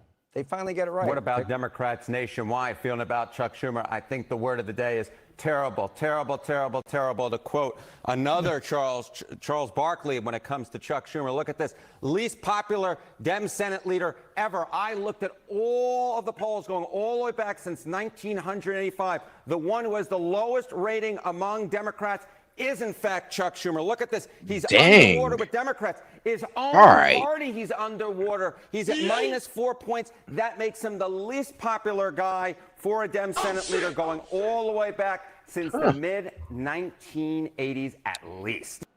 Well, I mean, they've disagreed with this man for a long time, but kept him in power, to be quite honest. I mean, I never seen Chuck Schumer really have too much of a challenge when it came to keeping his position. All right, it's obvious to anybody with eyes to see. It's only a matter of time before Chuck is forced to walk the plank. In fact, hear that. No Democrat, no matter how liberal, is going to be safe. The leader of the idiotic No Kings protest is now vowing to lead a campaign against any Democrat who rebuffed the demands of his party's radical base. Look at this warning. Take note. They have shown us time and time again this year that given the chance, they will cower. Given the chance, they will capitulate. If they can find plausible deniability, they will give in the regime. If there's a silver lining to all this, it's that this capitulation was so complete that it will be impossible to hide. Everybody can see that the party is not up to the task now. And so we should be asking every single Senate Democratic candidate, are you supporting Chuck Schumer for leadership? And if you are, you don't got my vote. You don't get my donation. You don't get my support. You don't get my attention. Now, this type of coercion is now everywhere on the left. Just look at how John Fetterman, he went on The View. Look at how he was treated for simply, wanting to open the government, for wanting 42 million Americans that need food stamps to get them, for wanting hundreds of thousands of Americans to be able to travel in a safe and timely fashion. And, by the way, pay our brave men and women in uniform. Make sure they get a paycheck. Take a look. Why give in now? Why bring a butter knife to a gunfight? Are you willing to gamble that the GOP will negotiate on health care in good faith once the government reopens? Because if that gamble is wrong, 500,000 Pennsylvanians that you represent, their health care costs will skyrocket if you are wrong. And I believe you are wrong. By the way, what she's Wow. saying is wrong. We'll get to that later. I mean, that's a little crazy. I'd have just looked at her and told her straight up. I was like, look, all right, look, rich lady, I get that you don't depend on, benefits. I get that you don't got to depend on government pay or military pay or anything like that. But we got millions of Americans who do. And just like you want to do to me, there's some in your own state as well that would love for the government to be back open. So instead of you just going on your TDS crusade, why not just think about the American people instead of trying to shame me for doing what's right for my constituents? Like, hey, if I was Fetterman, that's what I'd have hit her with. Like, tell her to calm down. This is now the party of out-of-control rage. I mean, they are literally at each other's throats. It lacks all sense of decency, all common sense. The hammer and sickle party, to each according to their needs, from each according to their ability. There's absolutely no room for compromise. As AOC, just plain out said, the old guard in the Democratic Party is about to go extinct. Pay attention to this. Well, what I think is so impressive about what Zohran Mamdani accomplished tonight, as well as the entire movement of New Yorkers that came out to vote for him, is that he had to not just defeat a Republican, he had to defeat a Republican and the old guard of the Democratic Party at the same time. He was fighting a war on two fronts and not just one. And he still won resoundingly. And I think the message that sends is that the Democrats... I mean, let's be real. It was no surprise that Mamdani was going to beat the Republican candidate. The real surprise was that, well, I mean, honestly, it wasn't really a surprise. I knew that Mamdani was going to win. Everybody probably who wanted Cuomo to win was a bit in denial, but I knew Mamdani was going to win. The Democratic Party cannot last much longer by denying the future. This is really a historic moment. There are now two groups of Democrats. The first, a cabal of radical socialists who are willing to fight tooth and nail to destroy everything that makes America great, replace it with what? Zoran Mamdani, Soviet-style Marxism. The second group consists of cowardly liberal Democrats, more traditional maybe, that are just bending the knee, scared to death to ever challenge these radicals and put up a fight. They are now being bullied into oblivion. They will be extinct in no time by members of their own party. Ultimately, this will have very serious consequences, not just for the Democratic Party, but for the entire country. We got a little taste of this during the shutdown, and it got bad. It will get so much worse if these socialists are able to gain a serious foothold in our federal government. Socialism, I wrote a whole chapter in Live Free or Die, and its history of failure. It is a failed system. It is built on envy, rage, and magical thinking and false promises. It always ends the same way. Unfulfilled promises by government officials that want power, more poverty, and a loss of your freedom. How, by the way, is your government schools doing where you live? What town do you live in? What city do you live in? Well, actually, I mean, Mamdani just exposed himself already. Instead of raising taxes, which he found out he couldn't do, he's now asking for donations. Yes, donations to fund his wild ideas. Yes, he's asking from the people of New York. Isn't that hilarious? How did those Obamacare promises work out for the American people? Where's all that money that they were supposed to put away, your money, in a Social Security? Oh, yeah. And isn't that crazy, though? Like, the Dems want to complain about healthcare, a healthcare crisis. But, yeah, under what healthcare system are we under again? Oh, Obamacare. So you mean the healthcare crisis that you guys created? Yep. Just like the affordability crisis that you guys created. But then you sit it on the laps of the Republican and then rush them to fix a problem that you guys created. Ain't that something? Ain't that about a bitch? Lockbox. Remember they promised that? At some point, simple, basic, fundamental common sense has got to prevail, or America will be doomed if we become New York and New Jersey and California and Illinois.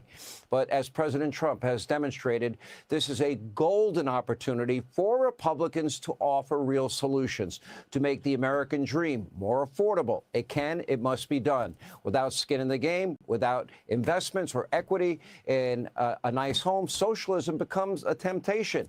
But with aggressive regulatory reform, et cetera, lower interest rates, abundance of production and energy, which is the lifeblood of the world's economy, and, of course, building materials and food and everything else under the sun, the golden age of America will be better than ever before. Hey, Sean Hannity here.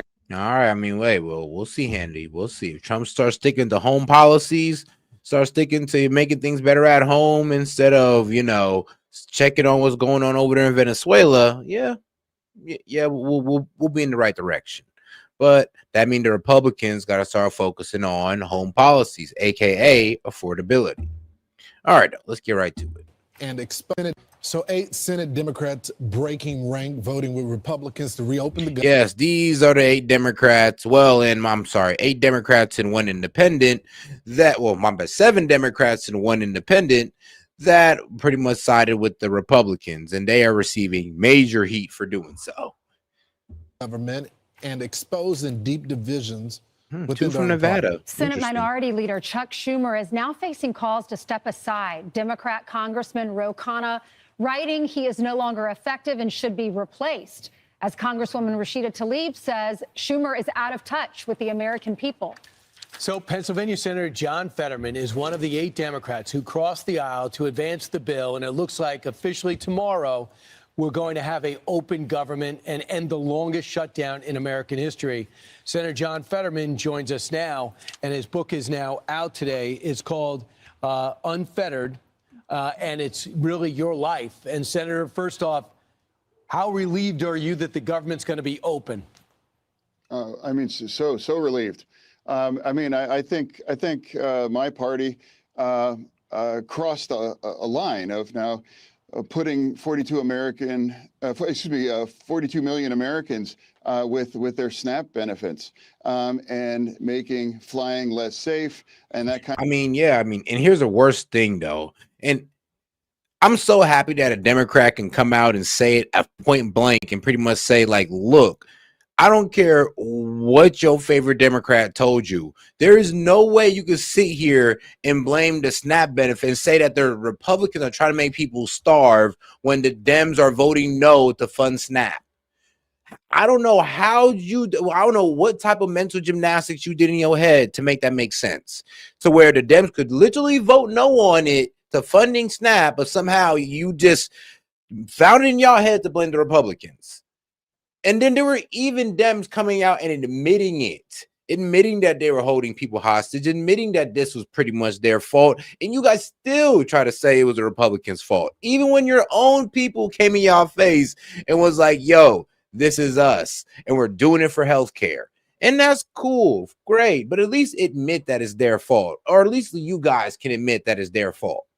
Kinds of chaos and not paying our military. I mean, that was a red line for me that I can't cross as a Democrat. And I think that's been described country over the party. And now that I think that's been the truth throughout it. And it's only wrong to shut our government down. And I'm relieved. But the people now that are going to get paid and fed and millions of Americans, they're going to be flying now. That's going to be made more safe and restored. So Senator Axios has a piece this morning that says Chuck Schumer was talking to the moderate Democrats, pulled them privately aside and said, I know you want to open up the government after 2 weeks, but don't do that. Don't cave to the Republicans. Did he ever talk to you? He knew how you were going to vote. Did he ever talk to you about it? Absolutely no. I was not in a conversation, or I never got any outreach. Everyone understood.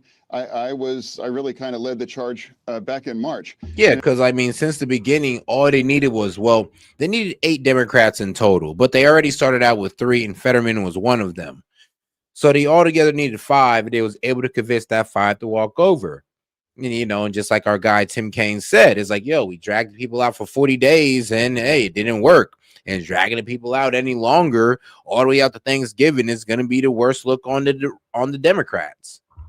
Even as much as they try to blame it on the Republicans, trust me, people were coming to their senses on that. I mean, trust me, common sense people were sitting there going like, you know what, it is hard to blame the Republicans when the Dems just voted no to SNAP benefits and, funding the government. It's hard. It's kind of hard to blame the Dems when you guys are voting no on it. I'm sorry, but blame the Republicans when you guys are voting no on it. And I said, I know we'll be back in September. And I said, I know where my vote will be then, too. It's always a hard yes to keep our government open.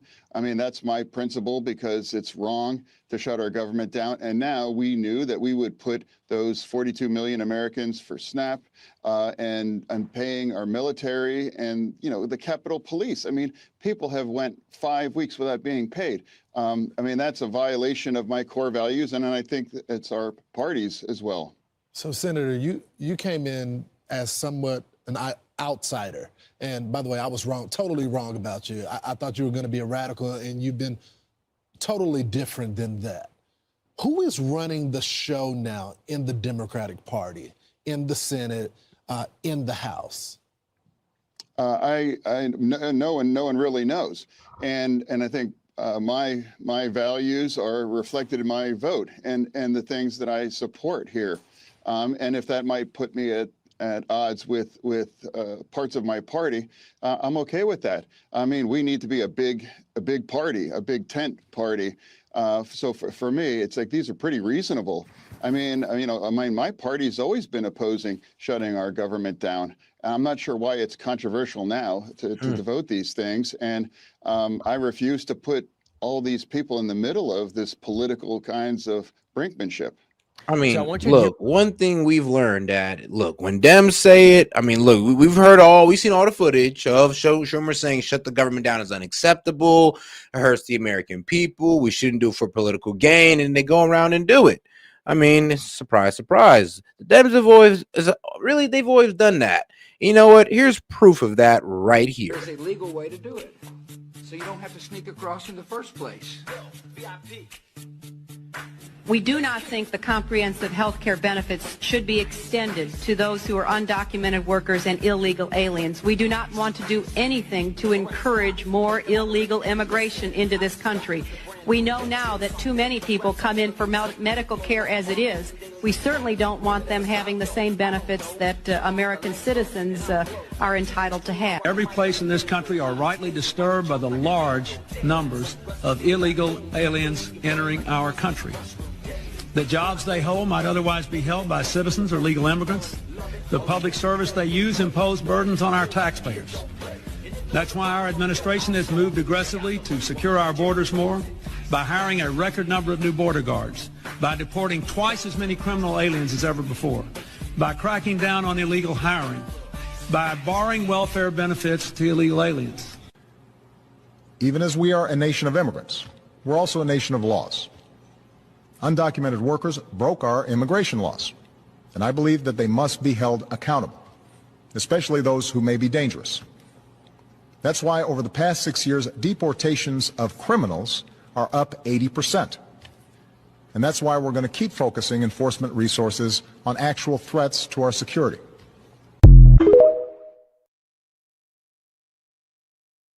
Hey, I know it's always a bad idea when Trump does it, but when all the other presidents do it, oh, everybody just forgets about history, huh? But all right, though, let's get right into our man, Representative Ro Khanna. Earlier today, I spoke with California Democratic Congressman Ro Khanna. Let's listen. Congressman, the deal is done in the Senate. You are unhappy. How unhappy are you and why? Well, I'm unhappy because people's health care premiums are going to spike. Yesterday, when I was at Fort Worth Airport waiting 6 hours because of all the delays. I mean, come on. You don't know that. You guys are assuming duplicitous nature. You're assuming that we're just going to drag this out. We're going to let healthcare premiums go up. Come on now. Just have some faith in the Republicans and have faith that, you guys can come out to an understanding. Unless you guys are going into this bad faith. Unless you're going to sit down and tell the Republicans, look, we ain't trying to hear shit about what you're talking about. We want our subsidies. We don't want no reform. We want it to go to our corporate billionaire donors, and we don't want to hear anything else. I mean, that could be the Dems' position. If they said that could be their position. This could be about lobbying interest. Someone came up running to me and he said, look, my father's insurance in Arizona, who's a taxi cab driver, is going to go up from $44 a month to $2,600 a month. That is outrageous. The Democrats should have fought for some help for that taxi driver and for 20 million people around America like that. How much of this do you put at the feet of Charles Schumer, the Democratic leader in the Senate? Most of it. I mean, he's the leader of the Senate. Hold on. That's not fair. Hold on. Somebody says have faith is your plan. No. Having faith is the Democrats' plan. And it's so crazy. I always do say, people like to say, oh, well, where's your guys' plan? Well, look, you can go to Mike Johnson, yes, the House Speaker, .house.gov, and then you can go to this little pamphlet here, or this little document, 58 pages of a framework for personalized affordable health care by the Republican Study Committee, a health care plan part 1. I mean, you can go ahead and read that out, and that would be their health care plan. And has also been recognized as a health care plan by the American Hospital Association. You could also look this up at AHA.org, .org. So shout out to the American Hospital Association for recognizing it as a Republican Study Committee unveils ACA replacement plan. So when they say that Republicans don't have a plan, that is a lie. Yeah, they have a plan. Surprise, surprise. I mean, you should go look it up, read it, see what you think about it. This deal would never have happened if he had not blessed it.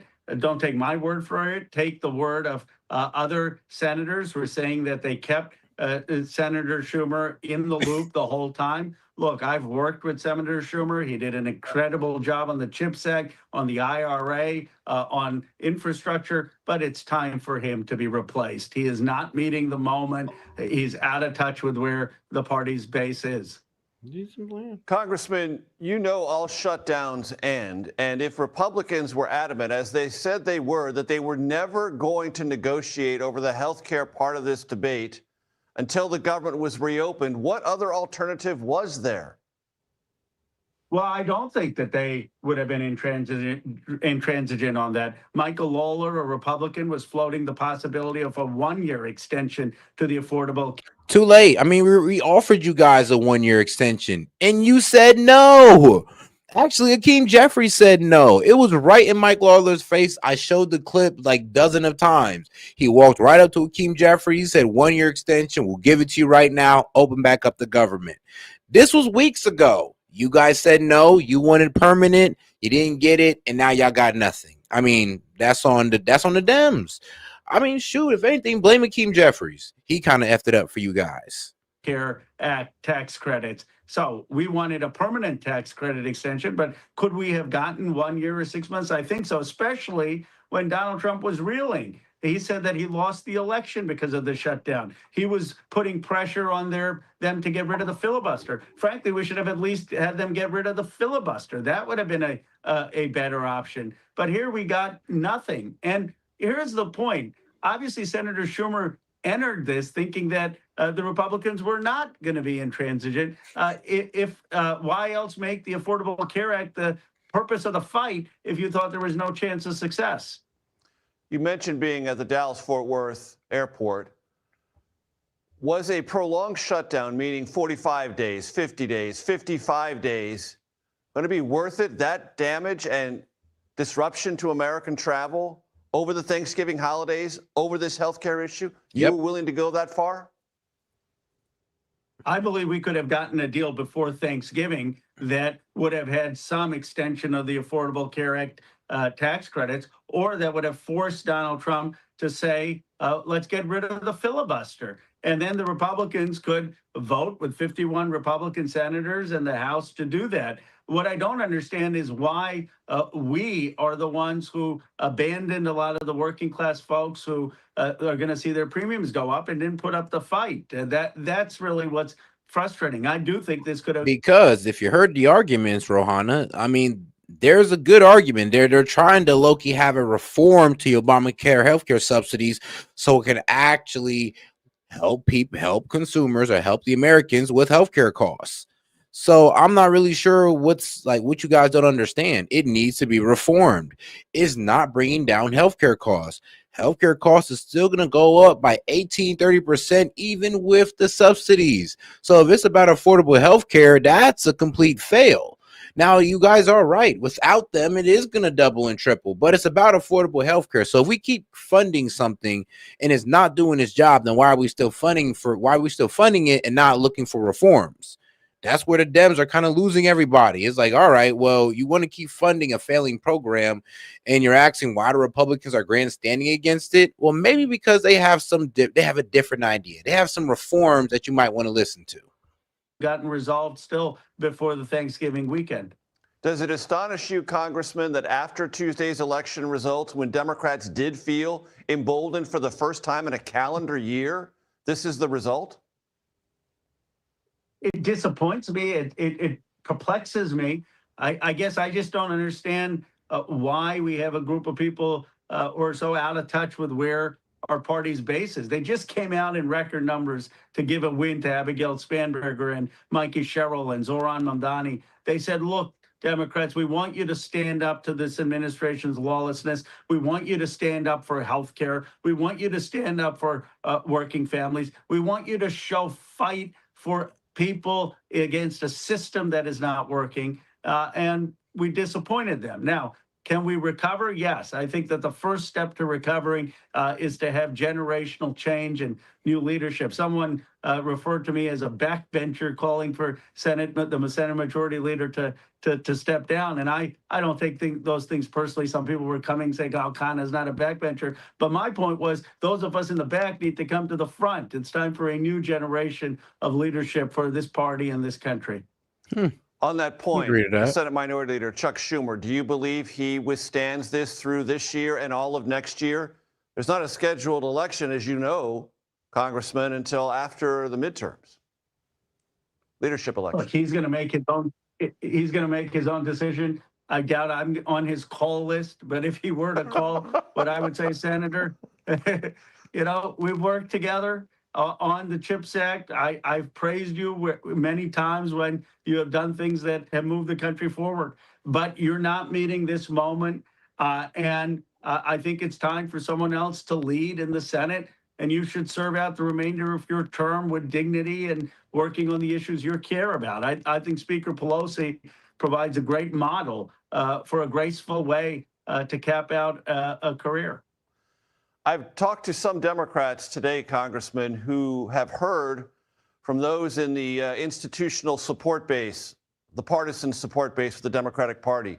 And there is conversation today about a donor boycott because there is so much fury over this deal. Do you believe that will manifest? I don't know. I do know that the activist base is the one that it really wants a new leadership. I mean, obviously Chuck Schumer has a lot of donors and is a formidable fundraiser, and my guess is that the donor opinion is split. But you know, we need to, as a party, stop listening so much to the donor base. Not that you can't listen to people who contribute, but you know, we're overly focused on that. Yeah, but what about your voter base? Because I'm pretty sure they didn't appreciate that shutdown either, you know, considering we're going into holidays and all that good stuff. So I know, I get it. Trust me. I want the Republicans to ignore their donor base as well. We can all agree on that. I mean, both sides need to ignore their donor base. But let's be real. If you're going to ignore your donor base, let's pay attention to the voter base then. Because I'm gonna be honest with you, Rohanna, you guys were ignoring your voter base by letting this drag on for 40 days, which is absolutely crazy. But it is what it is. I think that's one of the reasons that we're disconnected from grassroots politics. Democratic California Congressman Ro Khanna, appreciate the. And all right, now let's have a nice little funny clip. We, the Democrats, want you to remit some of the budget cuts that you have placed. Okay, we the Republicans can see how we might have been a bit overzealous. What are some of the budgets that you would like for us to remit? Thank you. It is absolutely crucial that you give us back the $3 million that we were sending to Zambia for vasectomies and circumcisions. And it is paramount that we continue spending $3.6 million for pastry cooking classes for male prostitutes in Haiti. Don't worry, we're also going to be putting them in dance classes, but this is paramount that you give us back the money, because if you don't, we're going to be shutting off the government until you do. At this point, I just need you to tell me that you're embezzling the money, because if you think that this is an effective way to use taxpayer money, that we are in so much deeper crap than I thought. Yeah, if I can just put my 2 cents in here, we actually haven't been seeing any of the money, so we don't know where it's going. That's either.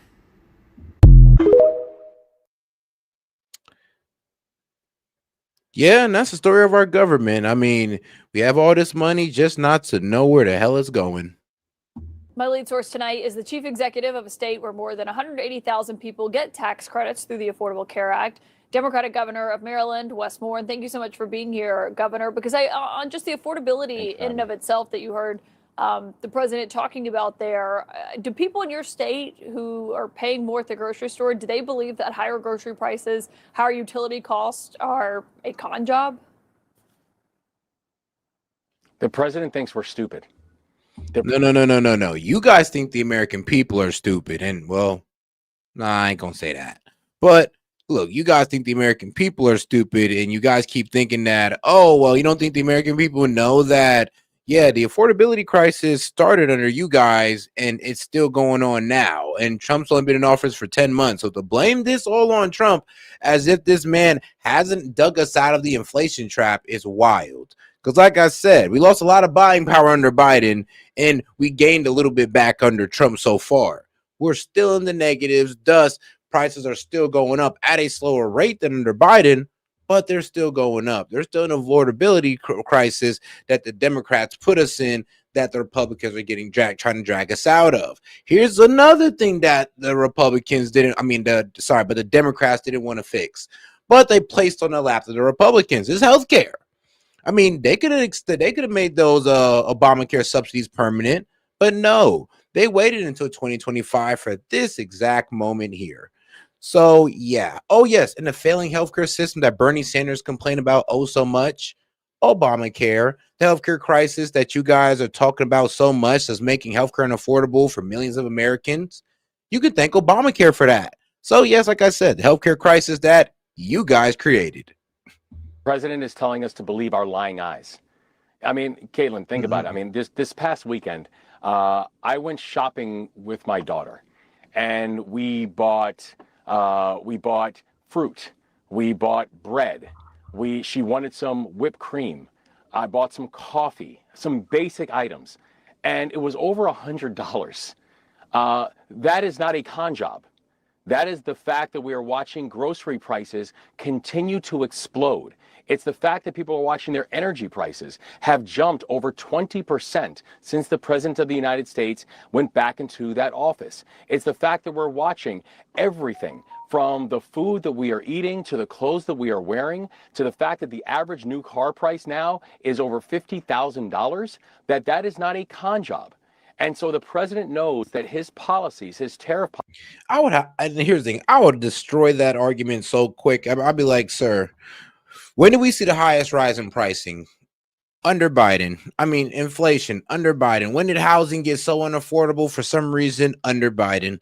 So all this unaffordability happened when? Under Biden. I mean, so when you sit here and now that we have these inflated prices due to the inflation, due to Biden's reckless spending, what's your excuse on that? Because that price raise is not going away. It's never going away.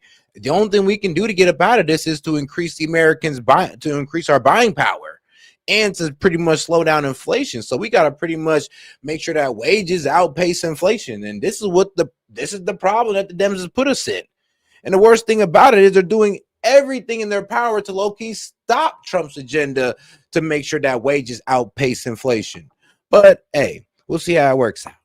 Policies that have made things more expensive, that they are not popular. So what does he then do? He just tries to change the conversation and make people focus on something else and make other people to blame for it. But he campaigned on this. He has not gotten it done. And I think the election results that we saw last week are a direct reflection of the fact that the people are not buying what he is selling. Do you worry that Democrats here in D.C. have lost the momentum from those elections a week ago tonight that your party gained, and as I'm sure you'll acknowledge, had not really had in a year probably.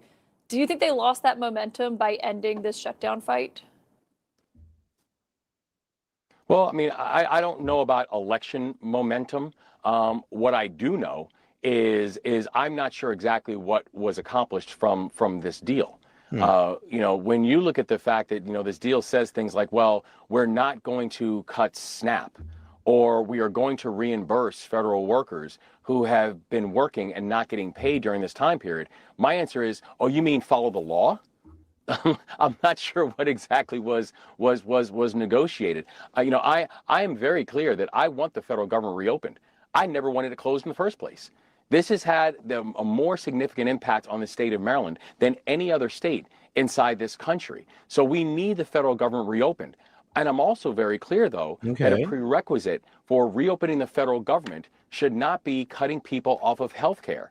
The fact that I'm still working right now, just today, I was with military. All right, come on now. It's not about cutting people off of health care. You guys are talking about the subsidies that's going to without them, they're going to triple, double, quadruple the costs. Now we're talking about, oh, well, what about people on health care? Whoa, dog. We're talking about affordability, not eligibility. But you know what? Let's go on to the entertaining 4-on-1, damn near 5-on-1 that Scott Besson had to do on MSNBC. I mean, of course. But they was real respectful to the guy. Mr. Secretary, thanks so much for being. But you know what's so funny, though? One of the main reasons why they're so respectful to Scott Besson, like, name the two. I want you to understand that there's two group of people that the left will never attack, like, viciously. I mean, one, women. Well, actually, three. One, women. Two, women of color. And three, gay people. Guess what Scott Besson is? Well, obviously he's not a woman. And Lord knows he's not of color. He's not a woman of color. But guess what he is? He's gay.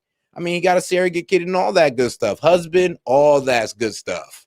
So that's one of the main reasons why, like, Dems kind of are never so harsh on Scott Bessent. They never say nothing crazy about Scott Bessent because it'd be kind of going against their whole inclusivity thing or the whole LGBTQ agenda thing.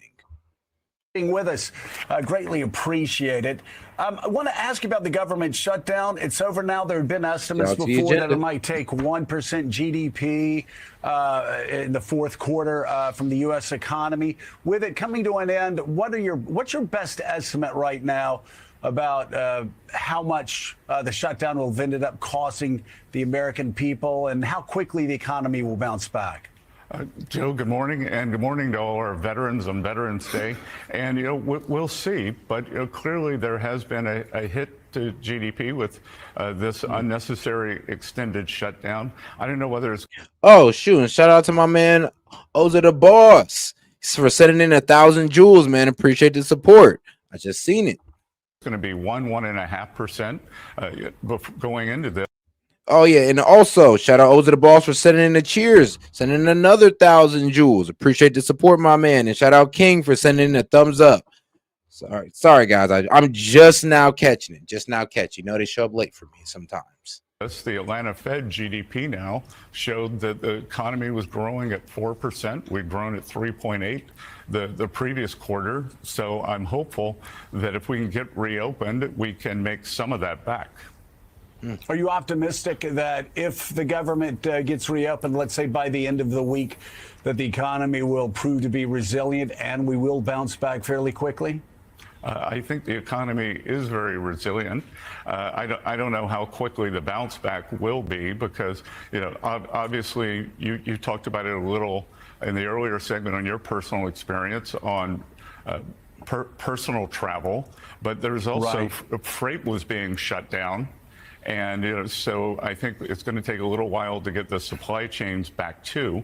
But I think the economy under President Trump's been very resilient, and growth has exceeded expectations almost every quarter. So I'm going to talk to you about the shutdown and affordability and a lot of other issues. I am just curious, though, and as this shutdown was going, I just wondered, and since, I may have slept through most of my Econ 101 classes at Alabama or been reading Sports Illustrated, I come to you for the answer to this question.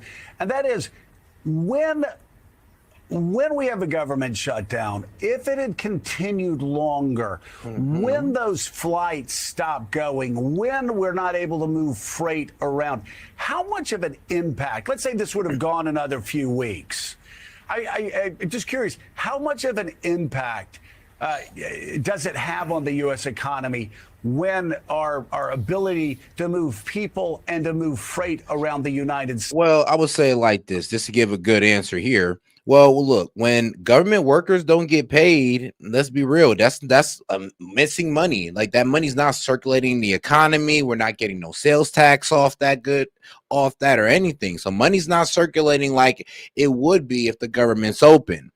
So yes, we got a lot of money that's paused up that's supposed to be circulating in the economy.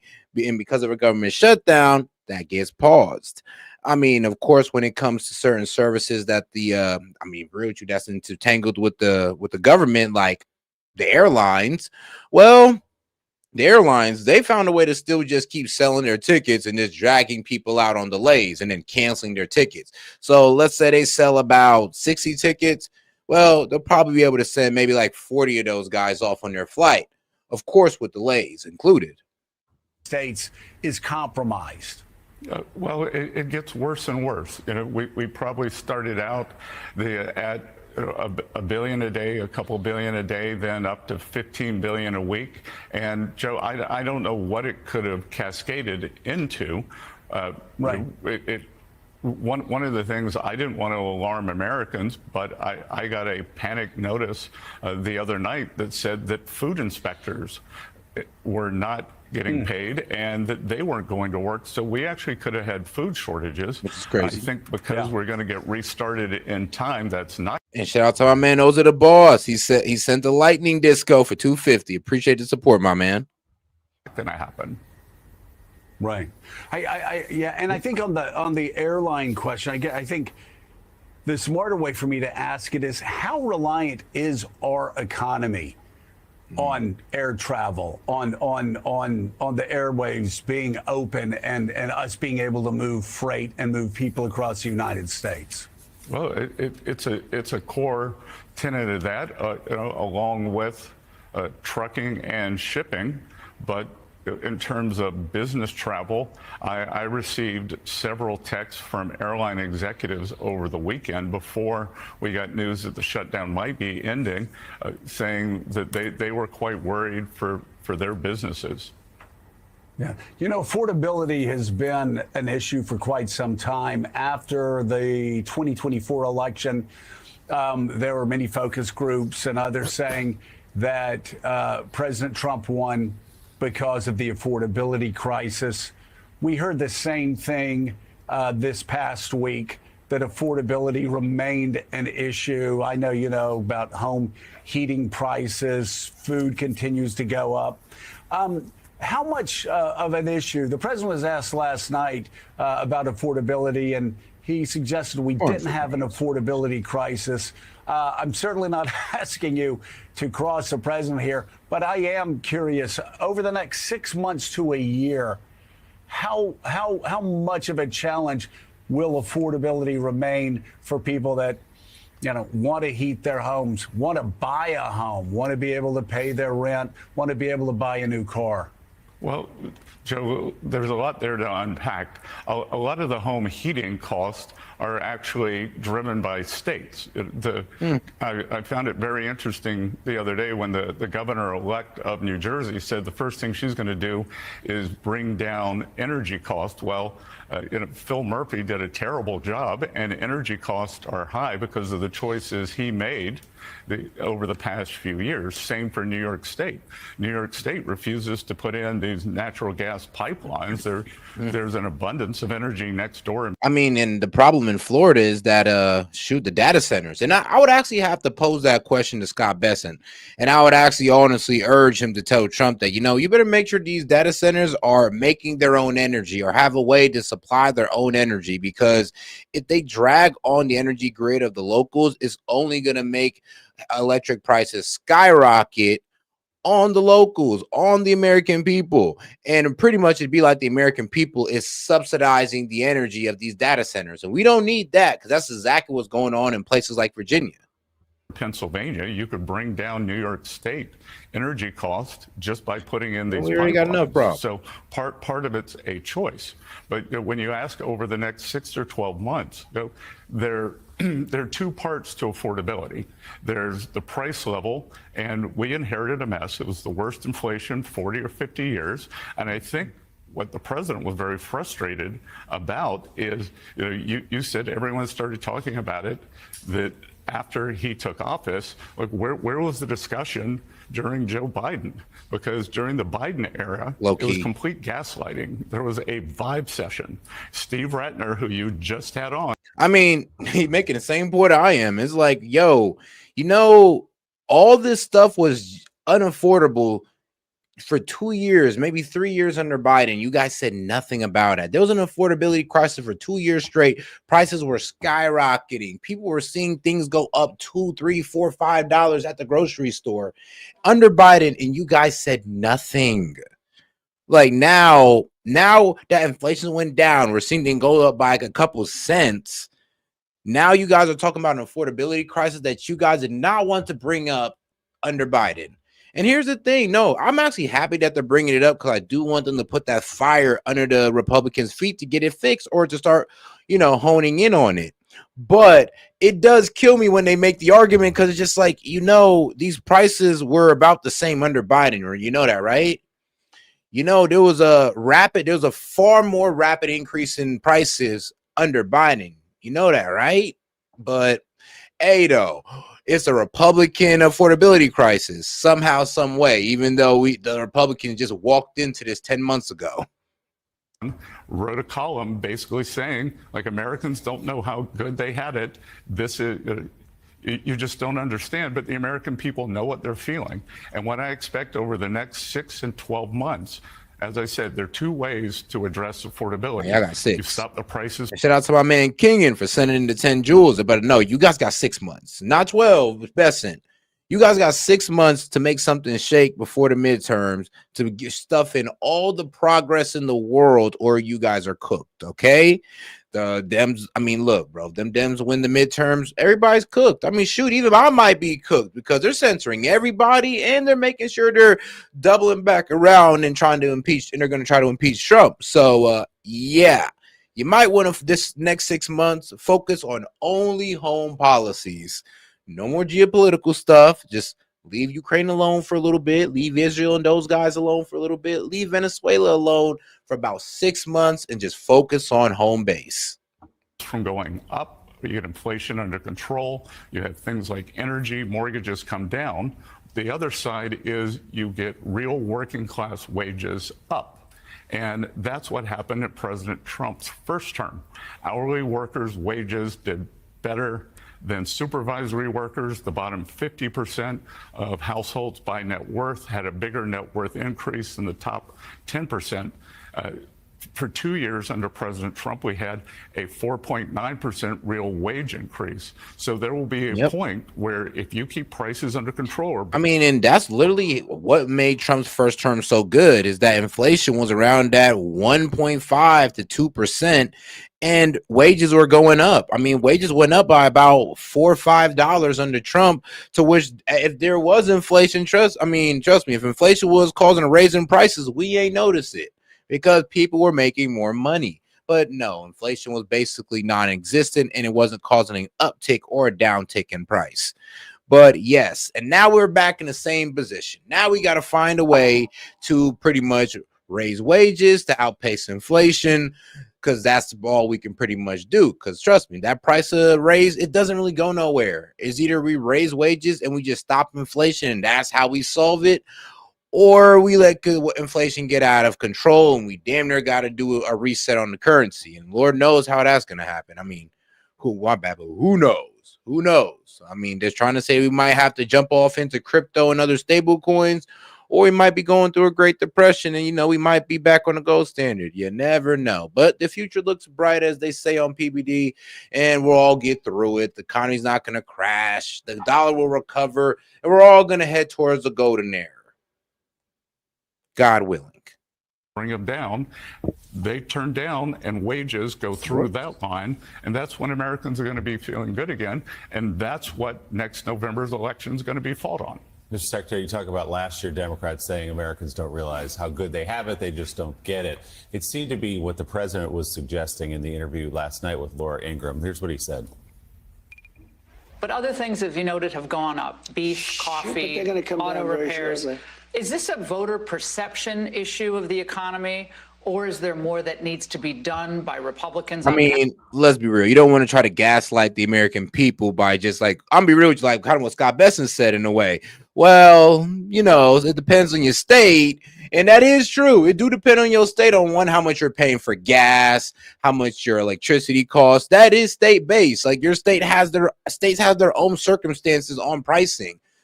We might have lower grocery prices here in Ohio because we're a farming state. I mean, y'all might have higher grocery prices than we do because you don't have as much farms as we do. And we have easier access. I mean, that means we use less gas and less energy to get our produce and our food. You kind of see what I'm talking about? So it could be state dependent. But I mean, I guess when you take a national average, I guess you can account for all states. Capitol Hill, or done in terms of policy? More than anything else, it's a con job by the Democrats. They're saying, they just have to say, they put out something, say today costs are up. They feed it to the anchors of ABC, CBS, and NBC, and a lot of other, and CNN, and et cetera. And it's like a standard. I'll never forget, they had used a word like manufactured. Do you remember the word manufactured? It's a manufactured economy. Nobody uses that word. Every anchor broke the manufactured. They do exactly what they say. It's such a rigged system. So are you ready? Costs are way down. Gasoline is going to be hitting $2 pretty soon, or around $2. Gasoline is at $2.70 now. It's just over $3 right now. So, Yeah. Mr. Secretary, it's not news anchors at NBC saying it, it's the voters. I mean, just a day ago, though. Just a day ago, it was at that, like, what, 2 days ago, honestly. It was like, what, 280 or so over here. But yeah, now it's just a bit over $3. So the gas price has been fluctuating by the day by, like, what, maybe 310 to about 270. A week ago saying life is too expensive in this country. So do you believe the idea that voters are saying affordability is a problem for me is a con job? I believe even this morning you had two people come on and say, well, I look at the price at the pump and I know costs I mean, are up. like I said, the way I would explain it to Americans, if I was Besson, I would just explain it like this. Look, we lost a lot of buying power under Biden. A lot of currency was printed. And I mean, hey, we didn't do it through regular funding. I mean, we just printed the money and we just prayed to Jesus. And I mean, we got inflation. So it is what it is. So, yes, we lost about $3,000 in buying power due to Trump's policies. We didn't gain about, what, 12,000 to 18,000 back. But guess what? We're still in the red. I mean, we're still about, what, negative 1,800 or so. So, yes, we're still in the hole, guys. So we're still in the hole when it comes to inflation and affordability. Now, Trump done dug us a little bit out of that hole, but we're still inside of the hole. And I would ask, the people to be a little bit more patient. And let's see what happens within these next 6 months to a year. But I like to say, the real timer is you only got 6 months, not a year. Well, gasoline's down. So that is a con job. And I think that's what's Which is true. So you don't believe that? No, I mean, gasoline is down, though, because let's be quite honest. Like, we was definitely under Biden, bro. It was hitting like $5-6. And then it leveled off to around at like the high threes, like the 370, 380. And then with Trump, we're at the low threes, but like high twos. All the people who went to vote last Tuesday on the issue of affordability. My rent's too high. I can't afford to buy a house. Groceries are too expensive. You think they're just misperceiving what's happening in their lives? I think that that we inherited an affordability crisis. We have slowed the price increases down, and they are going to continue to slow down, and that real working class wages will go up, and that will address the affordability issue. And I think this is what Democrats are afraid to do. But that's the worst case about this whole affordability issue is that Dems could completely screw up the affordability issue in their state and blame it on Donald Trump. I mean, that's what Gavin Newsom is doing. Gavin Newsom is making it complete hell for these people to live in California. And when they complain about unaffordability, what's Gavin Newsom going to tell you? Trump. I mean, when you sit there, you wonder, oh, well, why does my city have high taxes and my state have high taxes? I mean, what they going to tell you when unaffordability is getting reckless and they're over here making you pay for data center electricity? What they going to tell you? Trump. So, I mean, sometimes you do have to look at your state policies before you look at the president.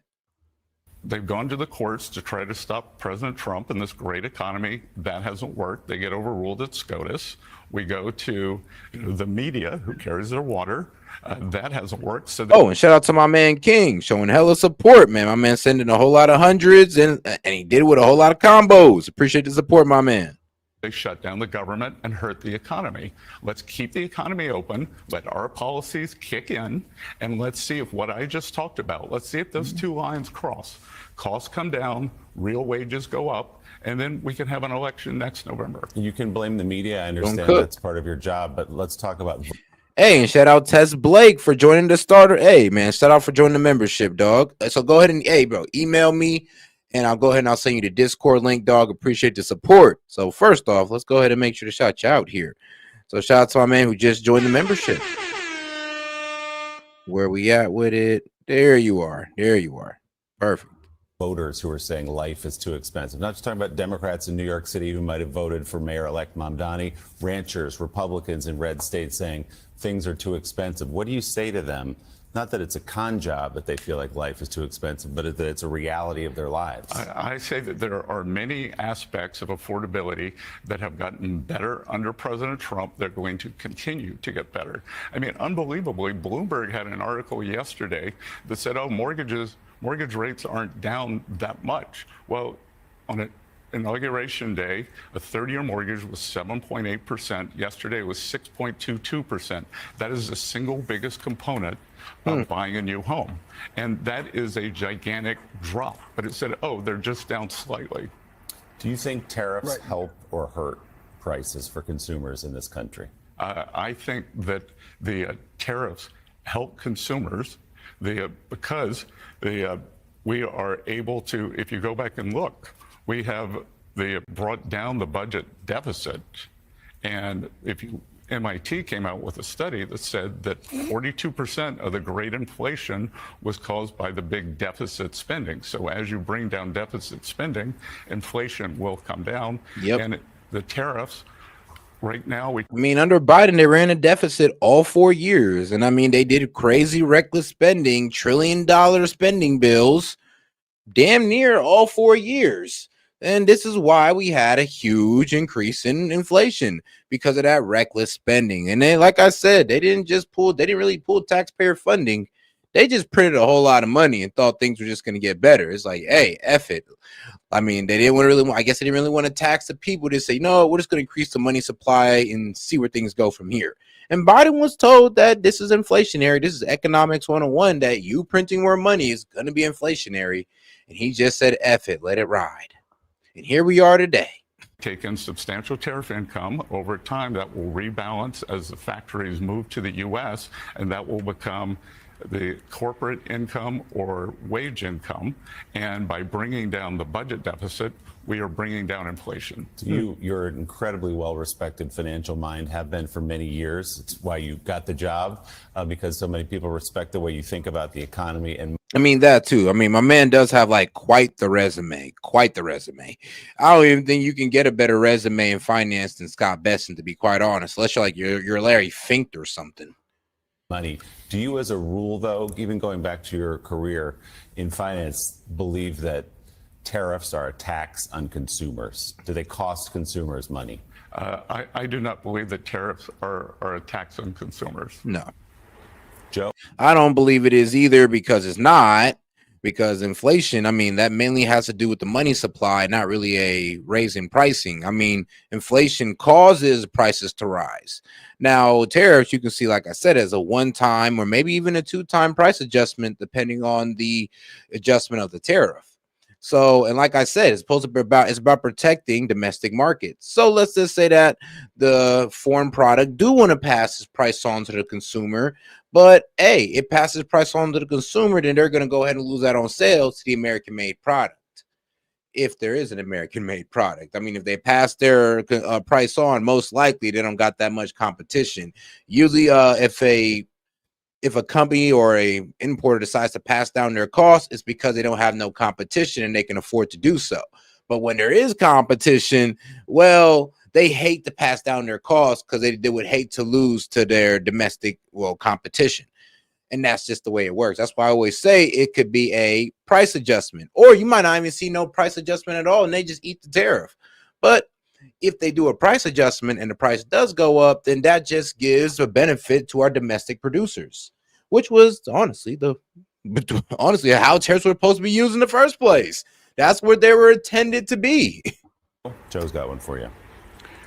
So, by the way, I just want to assure you, just in case you worry about this, Mr. Secretary, that ranchers and voters in York County who voted for Donald Trump do not wring their hands and say, oh, my God, Joe Scarborough and Morning Joe and people on MSNBC say there's an affordability crisis, so now there's an affordability crisis. I think they live it and they feel it. But let's talk about the piling on effect right now and some of the challenges that you're going to face, the president's going to face, anybody in office is going to face about affordability. So if inflation went up, let's say 9% under Joe Biden, it came down to 3%, right? Mm-hmm. And let's say it's still kind of chugging along at 2 or 3% right now. The problem is people are comparing today with what they were paying in 2019. And so people may say they want prices to plummet and go down, but actually the challenge there is the last thing you want is deflation. So how do you explain that even if you slow down inflation to, let's say, 2%, 1.5%, 2%, which would be great? Yeah, it's not going to mean we're going to go back to 2019 pricing. I mean, that's long gone. That's the problem. I mean, inflation is hard. It's almost impossible to take it back. So the best thing we can do is raise wages to outpace inflation and lower the rate of inflation to where it's not destroying the affordability for the American people. I mean, it's about as simple as that. I mean, it's simply said, easier said than done, of course.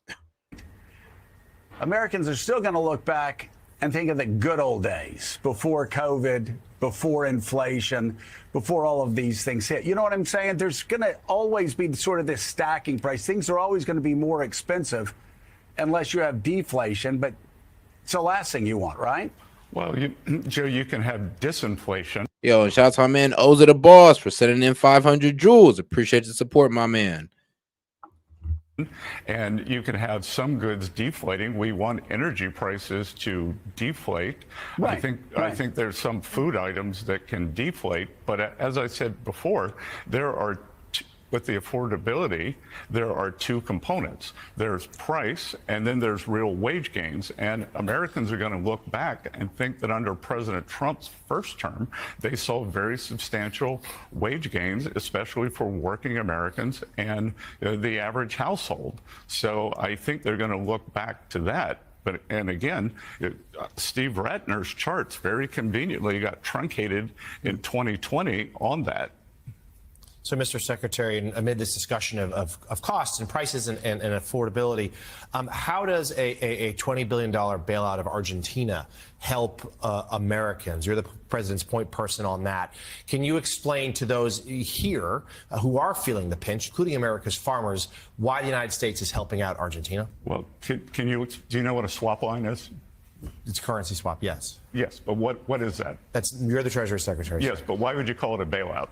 Because that is how. In most bailouts, you don't make money. The U.S. government made money. We used our financial balance sheet to stabilize the government. One of our great allies in Latin America, during an election, the president there won in a landslide. The government's going to make money, and I would rather use peace through economic strength than have to be shooting at narco boats coming offshore if the government collapsed. We have a generational opportunity in Latin America to create allies. We just saw an election in Bolivia. We're probably going to see an election in Colombia. We've seen them in Ecuador. We're going to see them in Chile. So by stabilizing the economy there and making a profit, then that's a very good deal for the American people. And there's a lot we could have been doing for American farmers, but Democrats closed the government. So how has the United States made money off of this? And you talk about trying to make more regional relationships. The United States because it's a loan, and we're making money off the interest. Is shooting alleged narco boats in international waters off the coast of Venezuela. The United States has not provided evidence yet that those are indeed drug traffickers. So how are these two things working in tandem? We are preempting the collapse of a government and going back to a Peronist agenda and a left-wing government. What if somebody had raised their hand and said, look at what's happening with Hugo Chavez, look at what's happening with Maduro, and they helped the opposition there?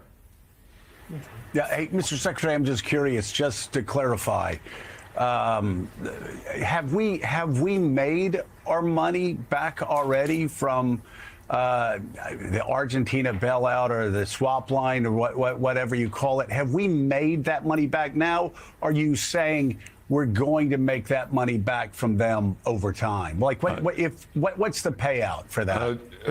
We already have a profit on that swap line. So have we given them? Did we transfer $20 billion? No, and we've already gotten back? Absolutely not. We made a line of credit available, and a small amount of it was drawn on, and we have made a profit on that. On that so far. Okay, very good. Hey, Mike Barnicle, next question. Okay. Yeah, and Mr. Secretary, I hope this question doesn't piss you off.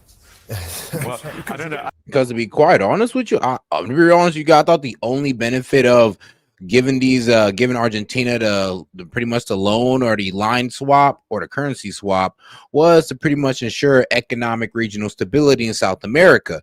Because as he said, let's be honest, if Argentina goes, then Chile goes, Venezuela, Brazil, and then you have complete economic turmoil all throughout South America. And what's that going to inspire these countries to do? Or what's really honestly going to happen is that, well, the narcos are going to take over, these cartels are going to take over, and they're going to run South America.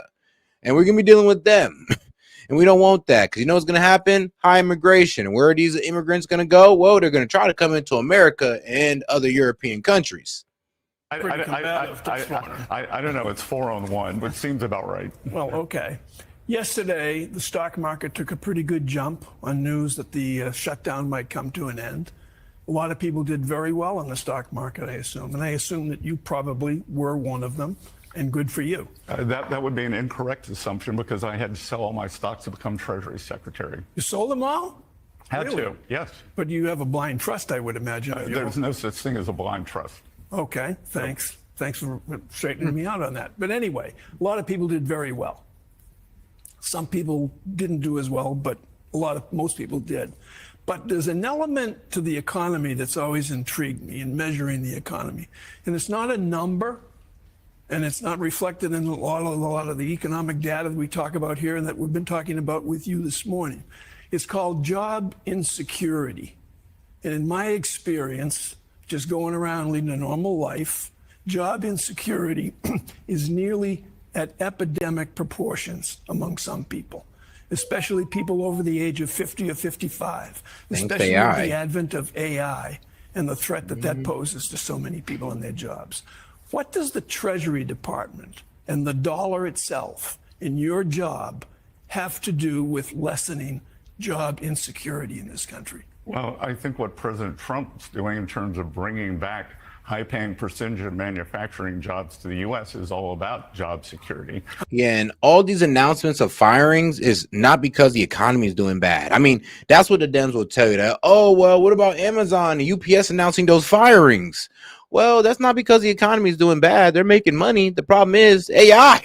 Yes, AI exists. So because of AI, they don't need about 40,000 people. I mean, and that's what UPS is saying. Because of AI, Amazon don't need about 30,000 people. So, yes, when AI comes to creep up on all of our jobs, what happens? Does a universal income come in? Or do we just got to, set fire to the tech oligarchs' mansions, start putting heads on sticks? I mean, it's either or. Is universal income pay or tech oligarchs' heads on sticks? I mean, it's their choice.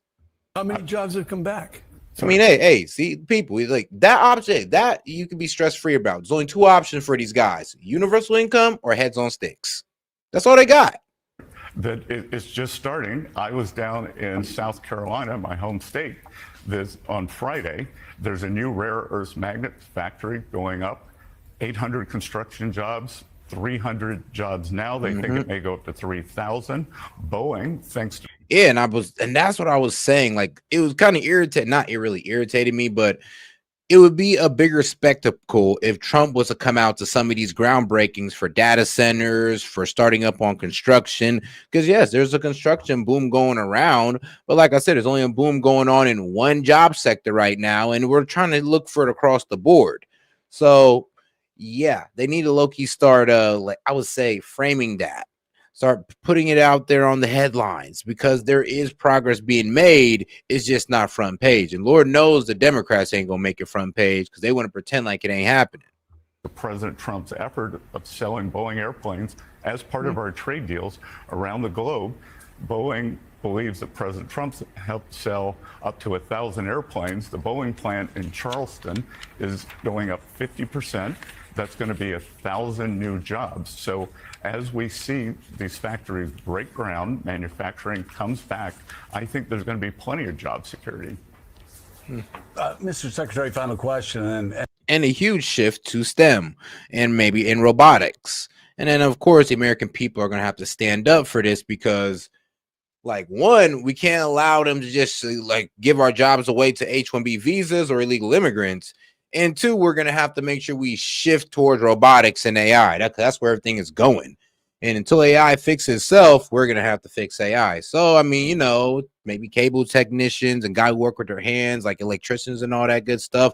And of course, you know, the new generation turning into robotics might just be the best thing we got right now. And I'm talking about the hardware of it. Like, you know, we're the ones putting it together and we'll let AI, you know, program it. And thank you for being on. And hopefully you really don't feel like it's 4 against 1 here. But I'm curious. We have really, it's tech and engineering we're betting on. Axios, Jim Vandehei and Mike Allen, they come on an awful lot. And they've been looking into the challenges for workers that's going to be coming about with AI. Also, of course, as you know, robotics is upon us, sort of that robotics race. And so we're starting to hear anecdotally, Jim's starting to report on it as far as hard numbers go, about the challenges, especially for younger Americans getting out of college, getting jobs because of AI. And especially white collar workers. I'm curious, what is your view of that? What would you say to these younger Americans about what the world looks like, what the economy looks like in the United States over the next 5 to 10 years because of AI, and why they have reason to be hopeful? Oh, well, I think they have reason to be hopeful because I will start convincing these guys to start using AI as a tool. Like, yes, use AI as a tool to keep your job before AI just completely replaces you. Try to show your boss why you with AI is the best option for the company. Because honestly, hey, AI works best with human input. Now, of course, it's getting the self-learning part is a bit mysterious, because I'll tell you this right now. AI professionals, the AI like engineer guys, they don't even understand how AI is teaching itself. They don't even understand AI all the way. We can build it, we don't understand it, which is pretty scary, to be quite honest with you, because usually when we build something, we know the ins and out of it. But AI is the first thing that we've built, and we don't know like how the hell it's doing what it's doing. They're laying the ground for a very strong economy and bringing back these precision manufacturing jobs. And you know, these factory jobs aren't all jobs on the factory floor. They could be working upstairs, whether it's in the marketing, in the data processing. But I do think, I don't know how old your children are. I have one that's just a teenager, one that's a preteen, and you know, I encourage them to learn about AI and to become AI literate. But in the history of product, I say you better get used to working with AI. I mean, now some people work with their hands, and there's no need to use AI. Maybe like, shoot, I work with my hands, and I could possibly pop up something. Maybe I forgot something on the techie side, and I'd be needing to look it up and be like, yo, how do I route this to this again? And they'd be like, oh, well, this is how you do it. 111. How do I set up this shelf command? Oh, this is how you do it. So I can see how this could help me in my daily job. I mean, but how could it help you? That's the main thing. How could it help you? Because that's what you're going to need to find out. Or maybe it can help you implement a business plan. I don't know. Help you expedite little side tasks. Who knows? But you got to make AI work for you and not let it, you know, take your work. Productivity booms traditionally lead to job growth. So you know, I would expect that over the coming months and years that we can see substantial job growth. We're seeing a CapEx boom in the U.S., and we've never had a CapEx boom that hasn't followed by an employment boom. So. And I mean, that's a really good argument, because I mean, let's be real. I know we're all freaking out about AI, but everybody was freaking out about the internet. And that was true. Everybody was freaking out about the internet, like, oh, it is going to take our job. Everybody was freaking out about calculators. Well, oh, you don't need the mathematicians like that no more. So, yeah, trust me, with new technological advances, there will be jobs taken, but there are jobs that are created that we never expected. I mean, like with the birth of the internet. I mean, surprise, surprise, look at me. Who'da knew? Who'da knew? Who'da knew? Who'da knew it came out to this? Like, the internet sure did take a lot of jobs, but it sure did create a lot of them. So, hey, a lot of people went broke when the internet came about, but then a lot of people became millionaires also. So it is what it is, and we'll see what AI creates. And hopefully is not the first technology to disappoint. And, you know, it starts taking without giving. But I think it's going to be for young people going into the job market. I think AI literacy and becoming, I think the term used to be digital native. I think you and I are probably of the age where we missed being digital natives. And I think in terms of being an AI digital native is going to be very important for all job seekers. It's coming out as fast. Now, I mean, to be quite honest, AI, in my honest opinion, I don't really see it creating jobs, but I see it steering the American people towards basic, like I said, robotics, wiring, engineering, more electronic work, to be quite honest with you. Like, that's what I see AI doing. I see it steering the American people away from all else other jobs that AI can do. And damn near all of us are just working to service the AI, to service our AI infrastructure. And that's that, because AI is doing everything else. Your children listening to you? Or are they actually, because I keep telling my children to do, which is not a very good future. I'll be quite honest with you. It's not a future I'm looking forward to. Do that too. And they say I sound like an advertisement for Chat GPT. Are your children actually doing that and becoming more AI literate? Because I think it's so important for all parents to tell their children that. They seem to be enjoying the screen time. We'll see how it works out. Treasury Secretary Scott Bessent. Mr. Secretary, appreciate your time this morning. Thank you. Good. Thank you. Shout out Scott Bessent. My man did the 4-on-1. 4-on-1. Shout out. All right, let's go on to another reaction on this. This discussion of costs and prices and affordability. How does a $20 billion bailout of Argentina help Americans? Do you know what a swap line? Hey, you know, so crazy though. I heard 20, bro, I've heard 40 billion, 60 billion, 100 billion. It's like, bro, y'all Dems just keep on upping the number, but as of now, it's only 20 billion. Yes. It's currency swap, yes. Yes, but what is that? You're the Treasury Secretary. Yes, but why would you call it a bailout? That is how. In most bailouts, you don't make money. The U.S. government made money. Oops. The Treasury Secretary Bessent joins us now to talk about this. Sir, good to have you here in the studio. Hey, Rob, good to see you again. That was, I thought, the best moment of the morning. I enjoyed watching it. The entire media, and I mean the entire media, has been slamming you and the Democrat Party as well for this move that was made with Milei. They know Milei is a very close friend of the president's, their allies. But it sounds like nobody actually knows exactly what you guys have just done. And I think everybody figured it out this morning. I think so, Rob. And look, we used the U.S. balance sheet to. I mean, when you move back past the TDS, you can see the good of, you know, what they're doing for Argentina. If you move past the TDS, you can see the good in it. Bolster a great ally of the United States. I call it the peace through economic strength. And how much better to put up the credit and full faith in the United States government, make money, and bolster an ally rather than end up with something like we've got with the Maduro regime, where we're having to target these drug ships and take military action. The question was, how is this good for Americans? It's great for Americans because we are taking back Latin America through our economic leadership. There will be no bullets. Chile has an election coming up. Bolivia just had an election. First time in 20 years they've gone center-right. They have embraced the U.S. Paraguay, Ecuador. So our whole hemisphere is coming our way, and the Obama administration had the same opportunity, and over their 8 years blew it. And I promise you, President Trump does not want that to happen here. Right, and to the people that are thinking America first, as you said, this is a line of credit, and when it's borrowed on, we make money, I believe, on the interest, right? Yep. And they pay back with interest. Well, they pay back with interest, but the way to think about it is, look, maybe for your first loan, your parents co-signed for it. Sure. We basically co-signed, and we are getting a big fee. It's from something called the Exchange Stabilization Fund. The Exchange Stabilization Fund has never lost money.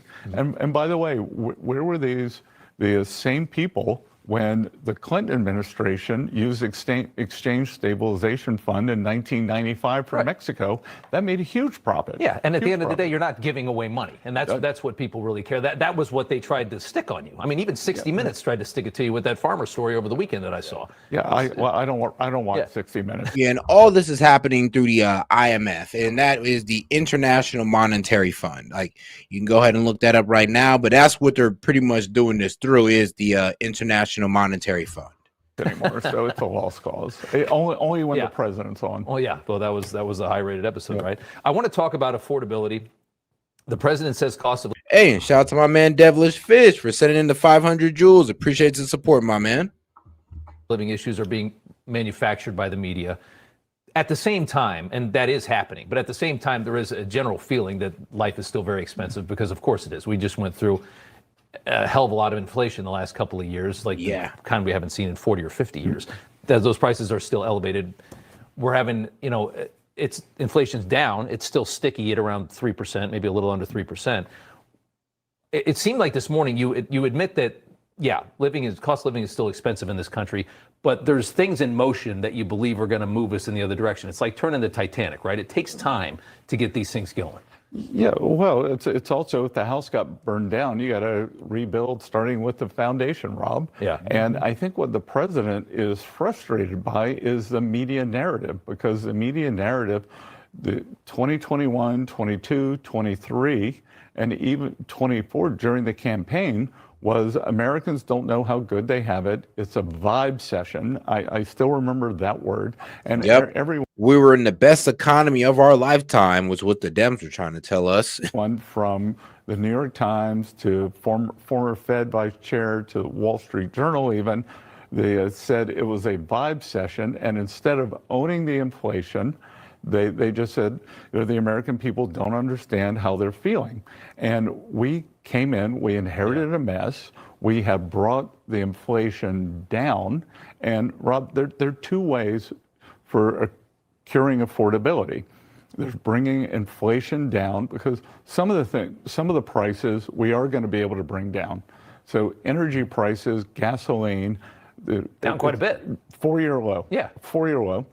Mortgage rates, when the president was January 20th, when the president came in, 30-year mortgage, 7.08. Yesterday, 6.22. Yeah. That's a huge move. It's a big difference. If we can get mortgage rates down to the 5s, that will help home ownership quite a bit. Yeah. So I think the president is just frustrated by the narrative, because I can tell you that every day he is working for the American people.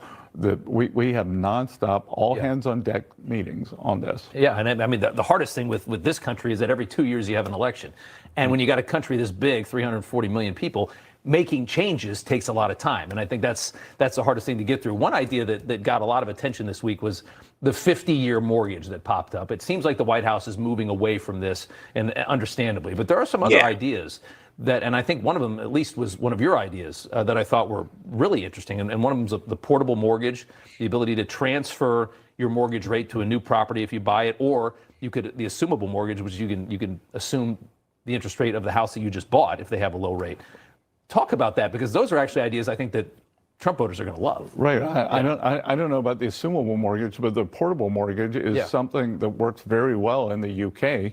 If you have a low rate, and there's so many people with mortgages that are 3% or below from the pre-COVID, the COVID years, that they just don't want to move. And it's that logjam that is jamming up the housing market. Someone might want to trade down to a smaller house, but why would you trade down when you have such good financing arrangements? So if you could move your mortgage and maintain the rate, and again, it works. Is that something that we could we do that? I mean, what would that take to get that done? Because, I mean, that's obviously a regulation, right? But that would be enormous. I mean, if you have people that have a 3% mortgage, why would they move or sell or buy in this moment? Yeah, look, I think with President Trump, everything is on the table because he is so interested in getting this affordability crisis fixed. And as I said, right now it seems like the Trump administration is just throwing ideas out there and seeing what sticks. this morning, and the host didn't really want to hear it. There are two ways to fix the affordability crisis. So we inherited a mess. President Trump has pushed down the rate of change, but Rob, the other way is real income growth. And during President Trump's first term, we saw the hourly workers do better than supervisory workers. We saw the bottom 50% of American households by net worth do better than the top 10%. So there will be a point, and when the chart comes out, I will come on and share it with you the first day it comes out, that inflation will turn down and real wages will turn up. And when those lines cross, which I am confident that they will, then Americans are going to feel it. Just like when they were told there's a vibe session, you don't get it. Yeah, I mean, and that was a problem under Biden. As inflation was going up, wages stayed completely still. So let's just say this. So let's say your job is paying you, I don't know, like $30 an hour, right? $30 an hour. But inflation's going up. It's been going up rapidly for the past 2 years, and they have not given you not one raise. That's what kills people. And let's just say it's been going up like slowly, like over like 3 years. That's just a slow inflation. It's gonna take a while for inflation to make $30 an hour not shit. It would be, you'd basically have to be under like 15% inflation for your $30 an hour for it to be ate up like within the next 2 months. But yeah, think about it like that. As much as the mainstream, I mean, that's pretty much what Biden did to, well, the wages during the last 4 years. Wages didn't raise all that much, but inflation outpaced wages, and that's why affordability got so bad.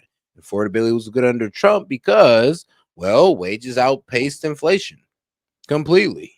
Media keeps telling them there's an affordability crisis. They're going to say things are pretty good in my household. Yeah, I mean, there's obviously a Biden hangover to that, but it does seem like what you're doing has to, at some point, it's going to click harder, and we're going to get there. Are tariffs impacting inflation at all from what you see? I mean, everybody, even people that love you guys, that voted for you guys, I hear guys on Wall Street talk about how that's part of the reason that we're having this sticky inflation. What's happening? They've been completely wrong. They're wrong on that? Completely wrong. Okay. I had a very good 35-year career in Wall Street by pushing back against the conventional wisdom. Yeah. The conventional wisdom after April 2nd was the economy's done, the market's going to crash, the dollar's toast, and it's been just the opposite. Yeah. Just the opposite. So we've had new highs in the stock market. If you dig down inside the data, and the pundits don't like to look at data, they like to look at narratives, and just like my friends this morning. And if you look, that goods inflation, which would be where imported inflation would show up, has been the very, very, very tame. It's been in services, which tells you that there's big demand for services. Services aren't imported; they're not tariffed. Yeah, I mean, it seems like what you're doing is working, and the revenue seems to be rather tremendous. I mean, I'm trying to think if we can get to a place where, I think about the national debt a lot, and I think about how much we're going to inherit, and our children as well. But if you can get to a place where we can cut this government down to size, and you can also bring in a few $100 trillion a year in tariff revenue, we could almost get to a place where you might be starting to balance the budget and not be $2 trillion over every year. Well, Rob, what's gone unnoticed in this government shutdown is we actually brought down the deficit this year. Yeah. It wasn't by much. It was by 1.8 trillion to 1.77 something, but it decreased. The GDP grew.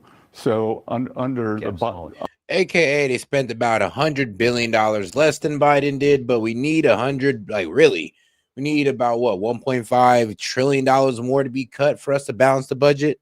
Because that's the problem. I mean, we do about $1.5 to $2 trillion in deficit spending a year. Under the Biden administration, we inherited the worst deficit to GDP when we weren't in a war, weren't in a recession, 6.4, 6.5%. It now has a 5 in front of us, 5.9, and we're going to keep doing that. Yeah. And like the idea of tariffs is initially you take in this huge tariff income. Eventually, the factories come home, the jobs go up, tariff income gets replaced by domestic taxes.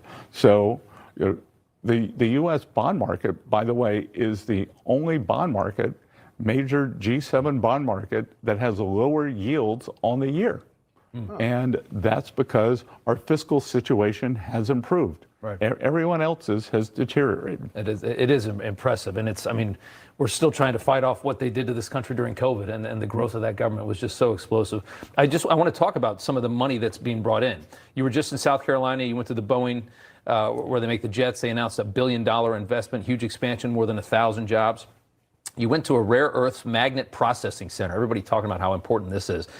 Trillions in new investments have been brought into this country since the president came in. I mean, we're talking about numbers so big that you can't even fathom them.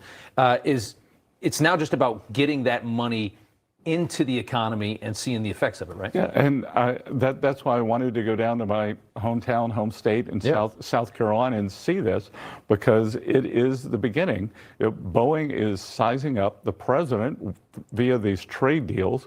Boeing gave him the Salesman of the Year award. He's sold more than 1,000 Boeing aircraft, and Boeing is adding, I think, a 50% capacity increase on the Dreamliners and 1,000 new jobs. This rare earth facility in Sumter, South Carolina, rural South Carolina, that I went to visit, not only is it part of taking back our sovereignty by having rare earth production, it was a great story, Rob, because many of the workers there had worked at a Caterpillar plant that had closed. Yeah. And this facility went out of their way to hire those Caterpillar workers.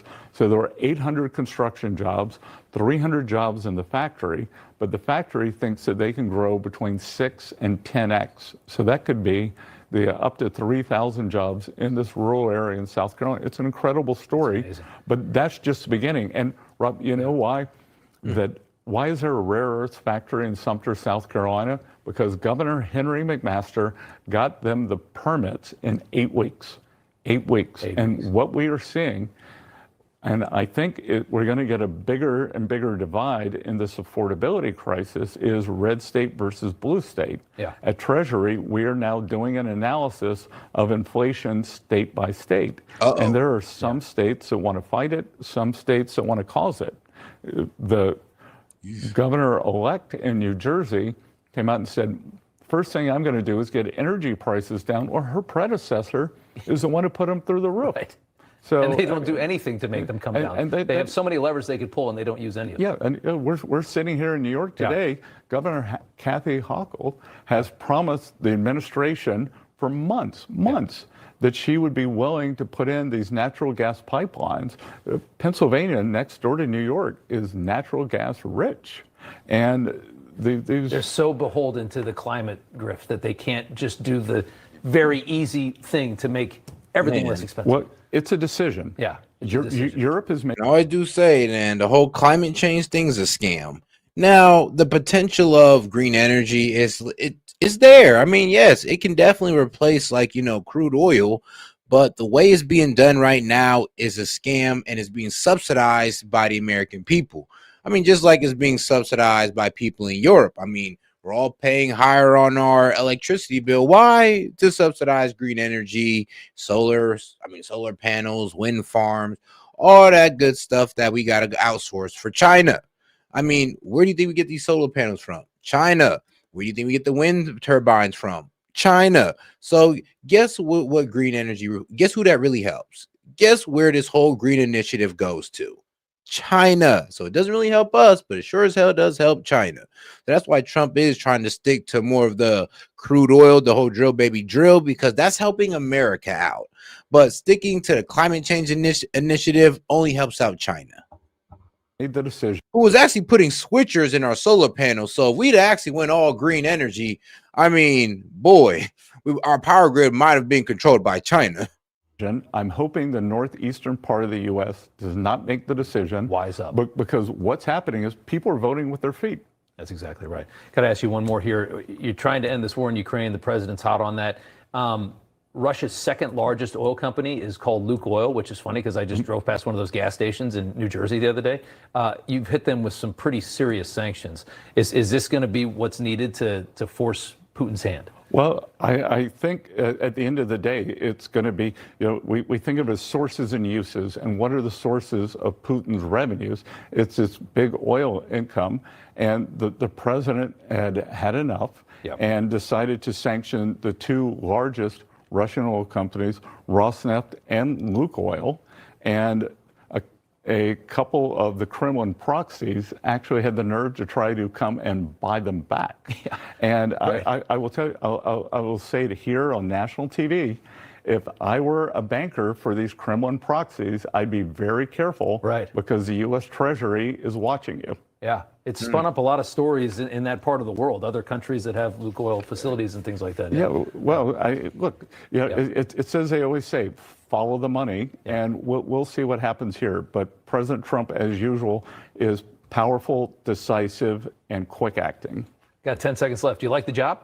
It's incredible. 9 months in? Honor of a lifetime that President Trump is 21/7. I have the busiest day I've ever had every year. It's an honor to serve the American people, and it's an honor to be with you on Veterans Day. My dad was a disabled veteran, and I love today. I love that.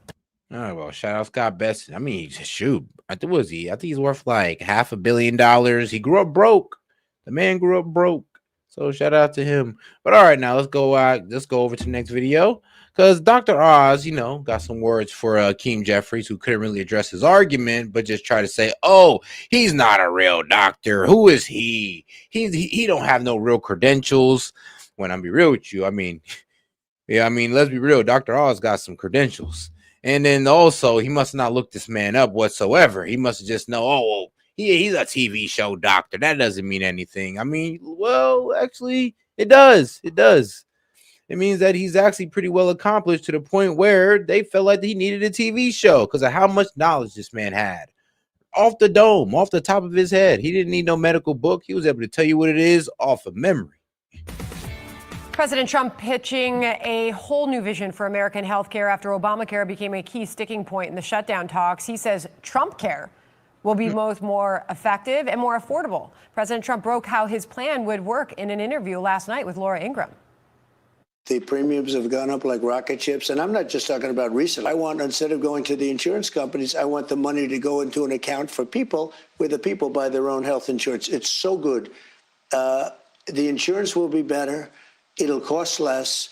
Everybody's going to be happy. They're going to feel like entrepreneurs. They're actually able to go out and negotiate their own health insurance. All right, let's bring in Dr. Mehmet Oz, Centers for Medicare and Medicaid Services Administrator, to discuss this. Dr. Oz, welcome to you. Good to get you back on the program. So what would Trump care look like? Well, these are all ideas that we're still working on, in part because until the government shutdown formally ends, we don't have all the people in the room who need to work on these programs, including actuaries and insurance experts. But let me take a step back and explain why the president feels so passionately about this. And, if you've noticed, there have been quite a few things on the agenda around health, and not just because Secretary Kennedy is pushing the MAHA agenda, but because MAHA really means making it easier to be healthy in America. So the most favored nation drug pricing, which you've been following over the last month, where we've taken... Oh, guys, and if you honestly haven't been paying attention, there have been hearings on Medicaid, and they've been having Medicaid recipients from businesses to individuals that's been coming up and explaining their story. And, to be quite honest, they was tearing Obamacare, not Medicaid, but Obamacare up and during the hearing because they've exposed it, saying that, look, Obamacare has actually helped the corporations. Obamacare has increased price on American citizens, and is now coming out that the old healthcare plan, or the old way of healthcare, would have been a lot cheaper than Obamacare. A leading U.S. company, leading European company, the fertility drugs, and just last week, the GLP-1 weight loss drugs, and gotten those prices down to where other people in the world pay them. No longer will there be global freeloading where Americans are paying 3 times more for the same product in the same bottle made in the same factory. That's part of a larger strategy the president has embraced of negotiating. You heard him say it in that little clip from Laura last night. So the fundamental question is, how do we empower people? And what the Democrats did during COVID, and the Obamacare system was out there working, whatever, but during COVID, there was an additional layer of incentives, of money thrown at the problem, which has historically been how, unfortunately, Democrats deal with these issues. They see an issue and they just throw cash at it, hoping someone will figure it out. In this case, some of that money got pocketed, but I'm going to share with you numbers that will blow your mind. And these are the actual numbers from CMS. We believe 4.4 million people are not appropriately enrolled in Obamacare, which means they're phantoms. They don't know they have the insurance. They don't want the insurance. They didn't need the insurance. They're already enrolled in some other policy. So we as taxpayers are okay. So, well, you might have, hey guys, you might be on Obamacare and don't even know it. And the thing, I mean, I guess there's an incentive because, like I said, it's government subsidized. And here's the worst part about it. It goes to the healthcare companies, the pharmaceutical companies who overprice it and still raise their healthcare premiums. Still, like that's even worse. So and that's the insurance companies like United Healthcare. I mean, and what was it? Yes, it was the United Healthcare guy who got shot by Luigi Mangione. Now, since Obamacare has been enacted, do you know how much their stock has grown? 1,200%. Yep. So Obamacare, trust me, it worked wonders for those guys. paying for 4.4 million people to have full benefits for no good reason. And when you check into behind the scenes of why this is happening, when the Obamacare additional COVID credits were added in 2021, beginning of the pandemic, there were about 3.5, 4 million people who were never using their policies. And that's normal. Sometimes people don't use their insurance policy. Today, it's over 11 million people who have Obamacare and never use their policies. They don't buy medications with it. They don't see doctors and use it, which means they often don't know they have it. And yet we're still stuck with the bill. The president doesn't want that anymore. He wants the waste, fraud, and abuse taken out of the system. He wants to take care of the people getting the ACA, Obamacare insurance. And we want to bring privately carried people into the system as well. And that's what he's talking about. Let Americans use their money wisely. Allow people in the private sector to also use the exchanges. When Obamacare was created, they take a step back because this is the original vision. 50% of the people on Obamacare were supposed to be paid for by the government. 50% were supposed to be spending their own money. Now it's 95% government funded because we drove out all the private sector people by overpaying into the system. Yeah, I remember when all that happened.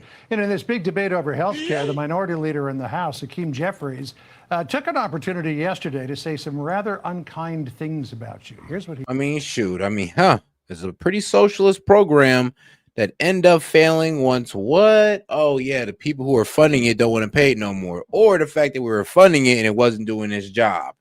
Ain't that crazy? I mean, we tried. I mean, hey, Dems, y'all tried. Y'all tried to do affordable health care, but completely failed at it. Actually, let me be real with you. I don't even think the Dems actually wrote up Obamacare. I think that the pharmaceutical company, the healthcare company, and the insurance companies got together. They kicked all the senators and the congressmen out the room, and they wrote Obamacare. And we just think that I was written by the Dems. So, Dems, you know what? I'm going to go ahead and say that y'all absolved of this. It's not really. You guys were tricked into thinking that Obamacare was your guy. It was all you. No, it wasn't. It was really the corporations. That's who wrote Obamacare, not you guys.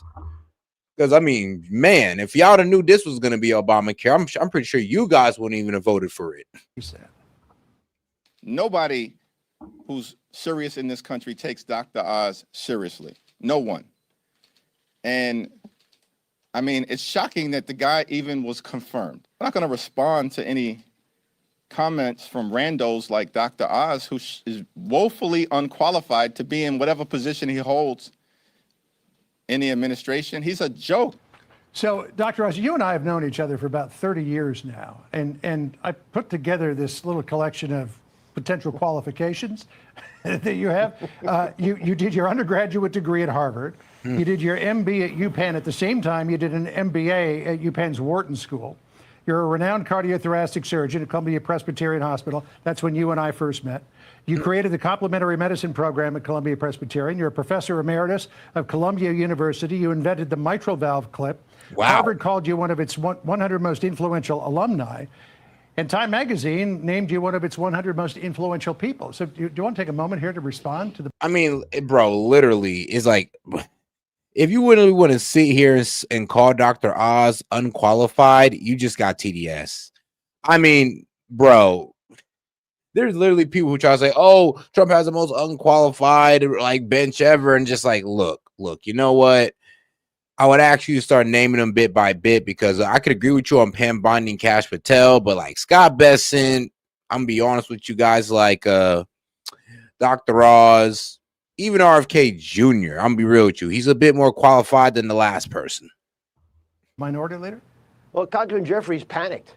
You know, he didn't understand the message that's an important one, so he tried to attack the messenger with an ad hominem approach. Yeah, I didn't even know he invented anything. I knew, like I said, I knew he was well accomplished in his like, I'm real with you, in his medical studies or his medical pursuit, but I did not know he invented stuff. Huh, cool. But, you know, that's not how you deal with the challenges that 24 million people are facing now, because the Democratic Party has not been able to really put forward a program that could work. Just throwing more money at it is not a strategy. That's a tactic that has already created immense amounts of fraud in the system, as I outlined. What I need Congressman Jeffries to understand is there are people in his district who are getting Obamacare and don't know they have it. Oh. We believe hundreds of thousands of people around the country are getting tax forms from the IRS claiming they have bought Obamacare when they had no knowledge about it, whether it's corrupt brokers or mistakes, or no one ever bothered asking them. But the congressman in his own district has this problem. All he's got to do is open his eyes and ears and listen to what's going on. And this is what's destroying the exchanges.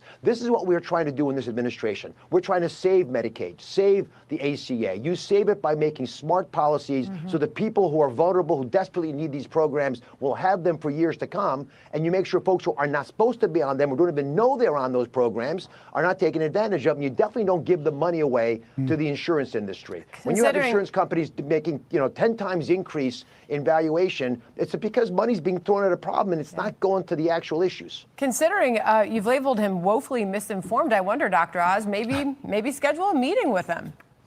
I would welcome a meeting with Congressman Jeffries. Yeah, I'm pretty sure if you ask Hakeem Jeffries, I mean, all right, do you know where Obamacare subsidies go to? You know where all $29 billion of taxpayer money go to with Obamacare? Do you know Hakeem Jeffries? He'll probably just tell you, oh, well, it's all about affordable health care. Yeah, okay, great. Well, if it's about affordable health care, then why does these healthcare subsidies still with them? Why does the healthcare cost still go up by 18-30%? Why does the healthcare premium still go up?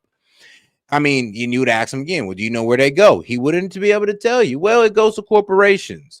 It goes to the insurance corporations and stuff like that. And guess what? They still increase premiums, and instead of it going to the people who are supposed to help, it goes to the insurance corporations or other corporations as well, and it helps them profit.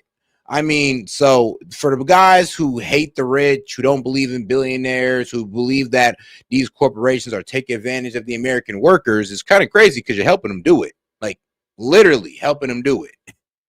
I would welcome meetings with Democrats and Republicans. Healthcare should be a bipartisan effort. I actually have met with all the Democratic governors that I can get my arms around as part of the One Big Beautiful Bill's effort to change rural healthcare. As you know, putting $50 billion into that program. I'm out there talking to Democratic leaders all the time. What I don't want folks to walk away from this interaction believing is the Democratic Party actually has a strategy when it comes to the fraud, waste, and abuse in Obamacare. They don't. And their desire to just insist on putting... No, they don't. I mean, they don't even want to fix the affordability crisis of it. They just want to keep on throwing billions of dollars into it, just hoping that it gets better eventually. But it has not shown no sign of getting better, but they keep funding it with no reforms. And then when we ask about reforms, the argument is, well, what about the Republicans? Do Republicans have a plan?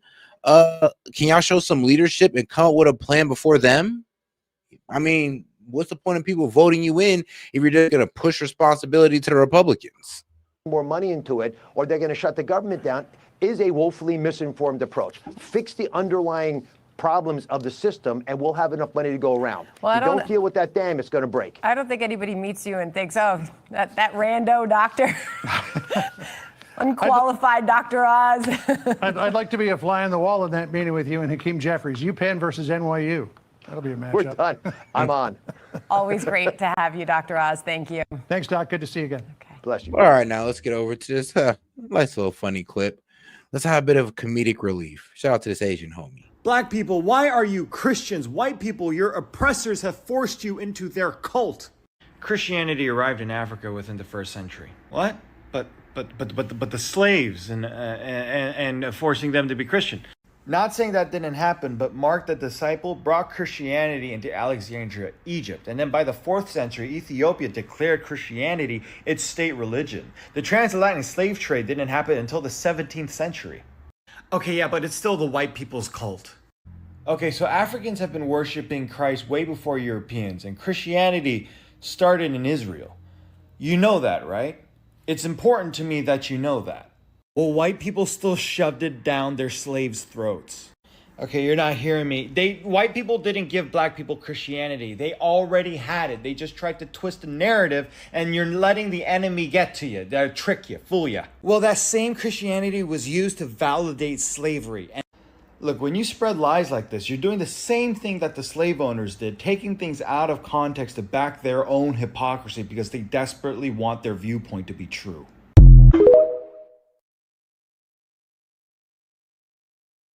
Yep. Hey, man, don't use those slave master tactics, man. Try to avoid it, Dems. But all right, let's get back to it. Into the news, though, we want to tell you about our friends over at IQ Bar because they. Whoops, I thought I was able to get past this part, but I did not. But all right, guys, let's make sure to double tap that screen and like the video. And let's get into these updates on Jeffrey Epstein. Intelligence being actively buried by the Trump administration. Almost all of the mainstream media doesn't want you to talk about this at all. They're not covering it. And alternative media is almost entirely not covering these connections. Why is this one part of the story just being left aside? It's a good question because the silence is deafening. Well, stunning new revelations are coming to light showing just how deep those ties were between Israeli intelligence and Jeffrey Epstein. Perhaps that's why we haven't received the Epstein files, because it would embarrass a foreign adversary. Almost no one in alternative media is doing actual journalism to get to the bottom of it. However, our next guest is Murtaza Hussain from Dropsite News, along with his journalism partner Ryan Grimm, have just dropped a few bombshells over the past few days, but the most recent one dropped today on Jeffrey Epstein's ties to foreign intelligence. Once again, here's the headline. Israeli spy stayed for weeks at a time with Jeffrey Epstein in Manhattan. Their latest article shows just how top Israeli spy stays with Epstein at his New York. But Epstein had no connection to Mossad. Like, if you say that, you're an anti-Semite. I mean, but then you guys admit it. I mean, so hey, it is what it is. Israeli spy stayed for weeks at a time with Jeffrey Epstein in Manhattan. I mean, they was cool. He was kicking it with the Mossad. City apartment for weeks at a time. That happens. And that's just the beginning of it. Murtaza is joining us today to talk all about that and the latest revelations that you guys have been digging into. Welcome to the show. Great to have you here. Thanks for having me, Clayton and Natalie. Appreciate it. Our pleasure. So it's just kind of a normal occurrence, I guess, for Israeli spies to be staying at your house for weeks at a time. Right. When's the last time an Israeli spy stayed at your house for weeks at a time? I got one in the bathroom right now, actually. Well, first of all, I want to thank you for discussing this issue on the show. And as you said, there is like a blackout on the subject. And, our reporting, as you mentioned, we've done a couple stories on this subject in the past few weeks. It's not based on any private information that's not already out there. There's the House Oversight Committee disclosures. There's documents about Epstein that was released as part of a lawsuit between JP Morgan and the U.S. Virgin Islands over allegations that they helped facilitate his sex trafficking. And finally, there's several caches of leaked emails, which are on the internet on a website called the Distributed Denial of Secrets, which is like a successor to WikiLeaks in a way, which show you Epstein's contacts with senior Israeli officials. It's kind of all out there, but people have not been discussing this angle of the story. And, we've been digging into it at Dropsite, spending time going through the publicly released documents as well as the hacked documents. And there's a lot there. It's interesting because some of the reporting that has been done, it's kind of like nothing burger reporting. They've reported like, this happened, we already knew this, and then they treat that as the story. That's a term that people may be familiar with. Oh, and shout out to Devilish Fish for sending in a power potion for 500 joules. Appreciate the support, my man. In my opinion, it's called a limited hangout. Limited hangout. Yeah. You took the words right out of my mouth. I was thinking that's a limited hangout. You just give us this little drop of news and you say, no, that's already been reported. That's not really news. So shut up about it. Exactly. So, we've been reporting it very in depth, and we're following the story where it goes. And it does show tremendous contacts of Epstein with not just Israeli intelligence, but also Russian intelligence and U.S. intelligence as well, too. But it seems like he worked very closely with the Israelis. And I think that issue may be why it's too sensitive, or people don't like to discuss it, or they don't want to invest resources in covering it, because it's a very politically sensitive issue in the United States. And, it steps on a lot of people's toes. But we're a small organization and we're professionals, so we're able to cover it and we're interested in covering it. And I can say there's a lot there. And so your reporting shows that this person was connected to then Israeli Minister of Defense Ehud Barak, who comes up often in Epstein's life story. So that it's not unusual, right? Can you just maybe give us a reminder of his connection to Israel? And as Tucker Carlson says many times, just what is the likelihood that someone without training, like Jeffrey Epstein, without really ties, without a family connection, without any panache in his life before this, has all of these high level connections? So that's a really important point you raised, because if you look at these emails, it's fascinating because obviously it shows the relationship between Barak, the former Israeli prime minister and defense minister, and Epstein. But it's not like Epstein is looking up to Barak or trying to get his attention. It's really vice versa. The power dynamic is all really on Epstein's side in these conversations. And Epstein is effectively helping Barak while he's defense minister and after he leaves his role as Israeli defense minister in 2013, helping him make money, helping him make contacts all around the world, and kind of using him as a tool of promoting Israeli intelligence-linked surveillance technology firms to foreign countries. And in doing so, Barak made a lot of money, but Epstein himself didn't seem to be interested in making money. And he had more contacts with people around the world, high-level government officials in Central Asia and Europe and Africa and Russia and Israel and the US, more connections than anyone I think can ever organically have, if that makes sense. He was very, very connected. He was making introductions for Barak and others all over the world, the high-level business people in the US as well, too. He was at the center of all of it. He was like a fixer for very powerful people. And like I said, people often ask the question, and I heard this circulating long before our reporting, did Epstein work for the Mossad or something like that? I think the answer is no. I don't think he did work for the Mossad. It was more like the Mossad was beneath him in some hierarchy that he was under. I don't have the full picture of it. I don't think anyone does yet. It's still something evolving as information comes out. Hopefully the Epstein files from the Trump administration will eventually come out. But, clearly from looking at the emails, it's not that he's taking orders from Barak or anyone like that. If anything, it's almost vice versa. Interesting. In your reporting, I think maybe the story that I thought was totally buried is this Alex Acosta, the U.S. prosecutor story that came out in October. So I think this got buried. I didn't hear about any reporting on this really at all, which is what he then said in this interview, because it's been widely reported that Alex Acosta said, that Epstein was intelligence. That's why we didn't go further or harder with more of a prosecution angle on Jeffrey Epstein because he was intelligence. Basically, I was told to back off. And now he's like refuting that. All right, guys, I do go ahead and got to call it a night on this one, man. I do appreciate the support, guys. We're going to go ahead and close it out on this note. I do appreciate y'all for tuning in. So we're going to go ahead and end on with some funny clips, guys. Appreciate the support, man. It's the Set with Set Media. I'll catch you guys on the next one. Peace. Think shit sweet till I send out the guys. I done said it before and it ain't the last time. You think you gonna take these jobs? I send you back over that wall and make you climb. Come through trim, deporting your father, your sister, your brother, your cousin, your mama. Just sent 300 national guards to the rack. Donald Trump went, this is Sparta.